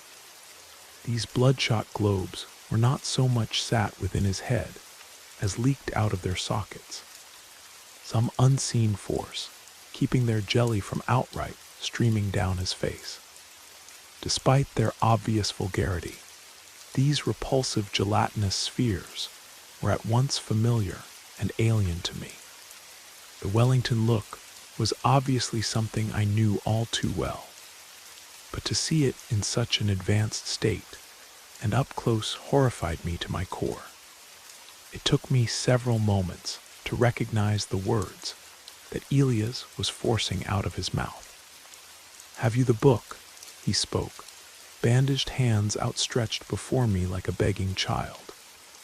I nodded and picked up my case, clicking it open and passing him Whispers of the Earth along with my aunt's notes. He produced a pencil and started to write on the back pages of my aunt's diary, checking over the tome for some kind of unspoken reference, and occasionally looking up at me with his flowing frog-spawn eyes. As he finished whatever notes he had written, he handed the books back to me, and we both simultaneously jumped as another series of bangs issued forth from the room above ours. He reached down to the side of his feet and produced a broom and lifted himself with great effort off the chair. With the bare end, he then struck the ceiling in response. I half fancied this some kind of coded message, for the series of strikes did not appear random, but some kind of perverse hidden code. When another set of bangs responded to his, this suspicion was confirmed. Elias, seemingly satisfied with this, waddled back to his seat and slung his body back down in a way that was also somehow sickeningly familiar to me. Leaning forward, far too close for my comfort, he pointed upwards with his hand and gave a simple explanation. You must forgive my sister. She has succumbed to our family's condition and is confined to her bed. I think I gave a nervous smile and a few words of sympathy, but I was far too transfixed upon the awful earthy smell that secreted from his breath with every word. Perhaps noticing my discomfort, he leaned backwards awkwardly into his seat. Sit, cousin, sit. We have much to discuss, and my time in this world is fleeting. No doubt you have a dozen, maybe 100 questions dancing round that brain of yours, but you'll have to make do with what I tell you today. You got some answers from that professor friend, but what does a stranger know of the affairs of a Wellington? Only a Wellington can help a Wellington. Maybe a Woodward or a Thornbury or Hells, even a Blackwood might be able to tell you what is in store for you, but you have me instead. I bet you're curious as to why our family left Shadow Grove behind and came back to our ancestral home, aren't you? Well, you have those books like this here Whispers of the Earth, to thank for that. Our great-granddaddy was a sorcerer, you see. Oh, you may laugh at such a thing, but I tell you it's the truth. A great sorcerer who could conjure up all manner of gods from the soil and the roots, and have the sylphs of Earthwraith answer his calls. Others grew fearful of the power he had. Other Wellingtons who had little power themselves and wanted his for themselves, not interested in paying service to Terravox or Silvara or any other god. Granddaddy Wellington used the names of the great old ones himself, without any priest of Terravox present. They forced him out, chased him and his forest dweller bride out of Shadow Grove along with their children, and forbade them ever to return. Why didn't the cult of Terravox have him killed? Well, who knows? Maybe they feared his power. Maybe they thought old Terravox himself would come to collect his due on the traitor, but it never happened. He paused momentarily to catch his breath, and I watched as he struggled for several minutes before continuing his horrid monologue. The painting could be another reason. Granddaddy had made the thing himself as a way to commune with the gods of the earth, and to look in on his family, who had made the change and grew beneath the soil outside of Shadow Grove. Who knows what bargains he had made with the forest dwellers? I reckon Shadow Grove folk, and the cult feared another uprising like the one in 1846, should they act against him, and just let him and his kin be. Though to Green Mountain he came, where he kept his books, and said his prayer spells to Terravox and Earthwraith every solstice and equinox, and carried on the Wellington line, making new deals with the forest dwellers through the painting, and bringing in other families to mix blood with them old earth demons. Oh, you'd be surprised by how many round these parts carry the blood of the forest dwellers in them, and how many make the change and grow to the depths of Rootden, to dance and frolic with Taravox in the dark. I'll be making that trip soon myself. Me and my sister will walk down to the forest and keep on walking, just like your aunt. My mama did those years ago. I can see you looking more confused, cousin. Did you think that Agatha Wellington had no kin other than you and your mother? She's a Wellington after all, and had to take a mate among the forest dwellers just like we all do, just like your mother did. Your mother was already carrying you in her when she met that man calling himself your father on the hills, all those years gone. You'll change just like I'm changing, just like your aunt changed. Your mother doesn't seem to be making a change, but the blood of Taravox is stronger in our men, I guess. You just say those words I've written down in that book. You say them when and where it tells you to say them, and you'll get those answers you seek. He said nothing more, and I waited for several minutes just in case fatigue had caused him to pause for breath. But he did not say anything more on the matter, perhaps knowing that what he had added to the diary was all I truly needed to know. As I pondered the last few months of my life, a series of horrid realizations began to creep over me, and I suddenly wished to be outside, away from the bundled menace before me. I managed to muster enough will to lift myself off the chair and pick up my belongings. He watched my every movement as I backed my way towards the door. As I slowly exited the room and began to descend the narrow staircase, one final sentence barked out at me from the obnoxious earth-stench room and chilled me. Wellington blood is thick in your veins, cousin, and you'd best prepare yourself for the change. These last words were met with more wheezing and coughing, but also a guttural and mocking laugh, and by the time I regained my senses, I was outside the house and underneath the gray clouds once more. I staggered back to the train station like a piece of debris caught in the breeze, and once the train was in full gallop back to Raven Hills, I summoned up the courage to look over the additions Elias had made to the diary. The instructions were clear, but also baffling. A ritual of sorts. I hoped, perhaps vainly, that following through on my cousin's scribblings would grant me some measure of peace and closure. Upon returning home, I started to make the necessary preparations for unearthing the truth about the Wellington look, gathering the notes and formula outlined in Elias' notes. I had no wish to visit the Whispering Hollow, to walk beneath the twisted oaks, as the silver light of the full moon bathed all around me in a chilling glow. But I did.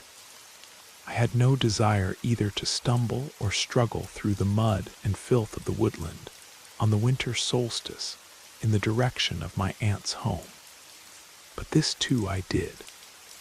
I had made all the preparations as instructed to me by Elias Wellington, whose handwriting had been so oddly similar to my aunt's.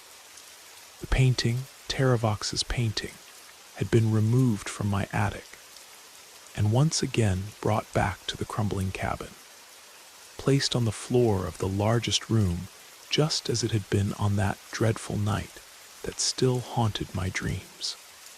The significance of the moon and date had been clearly set down for me, although I had the option of waiting for the spring equinox in March to work the old magic of Shadowgrove.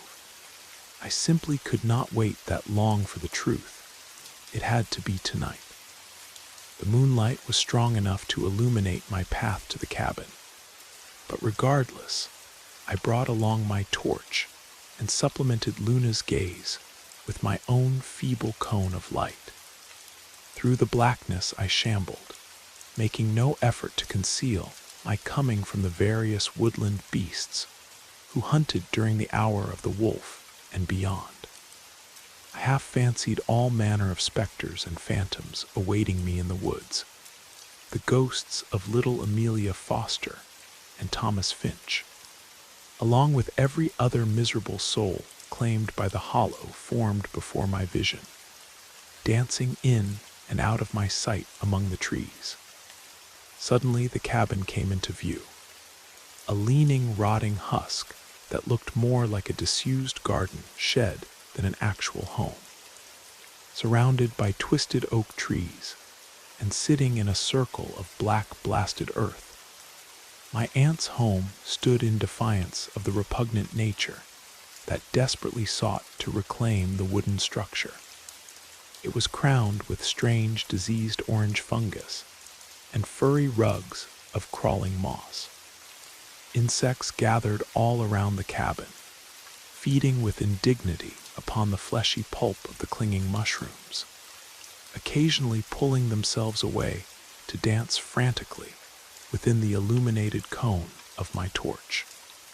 The entrance to the sagging structure was not barred, and I entered into the main room of the cabin and was immediately greeted by the wooden painting lying flat upon the decomposed floorboards. Above, a crude skylight had been fitted into the flat roof. I say skylight, but it was nothing more than a trapdoor that opened readily and eagerly once the single rusted iron bolt that held it in place had been relieved from duty. The ceiling door swung open, creaking like a walking corpse, and eventually came to a rest after swaying for a few seconds. A wash of moonlight came streaming through the opening and hit the painting's surface. Rather than reflect off the canvas, the light instead beamed directly into the painting, drawn into it by some unseen force that then expanded the light, illuminating the whole cabin so much that my torch lay forgotten on the ground by my feet. I dropped to my knees in horrid awe and unconsciously crawled closer and closer to the painting's glowing edge. Once more the terrible forms of Father Terravox and Mother Silvara, carved in wood and glaring menacingly in my direction, came into view, and I hesitated slightly before finally resting my gaze upon the vision that had patiently been waiting for me, a vision hinted at by Professor Noir and my cousin, a terrible legacy that even now must be growing through my veins and transmuting my form with languid but irreversible taint. Had this been what Thomas Finch had stumbled upon all those years ago? Had he seen the truth of Aunt Agatha's heritage, and as a result suffered a mental shutdown caused by his feeble lizard brain, rebuking the awful reality of the Wellington look? It is difficult for me to write down exactly what I saw in the painting that night, but for the sake of all humanity, and for those who will come after, I will try. By the time anyone finds and reads this, I will no longer be a resident of Raven Hills. I will be changed, and at home among the earthy depths and soil-soaked stones of the deepest gulfs of horror imaginable. For I kneeled perplexed, transfixed at the scene playing out before me in the forest cavern, where the root things frolicked and swayed amid cyclopean ruins, dancing blindly and madly to a silent alien beat. The fungoid twisted creatures prostrated themselves before the eroded edifices of Father Terravox and Mother Silvara, and to the colossal statue of Lord Earthwraith that towered over the whole sickly affair. Except the statue was not a statue. It was alive and moving, overseeing its baying subjects in their chaotic worship, a gnarled titan, pleased with the spectacle around it.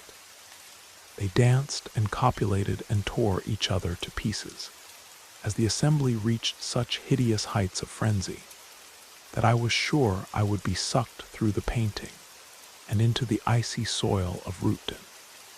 But this disgusting pantomime being played out before my senses paled in horror, compared to the realization that one of the creatures possessed a visage so familiar to me that I mercifully passed out as my mind recalled its likeness.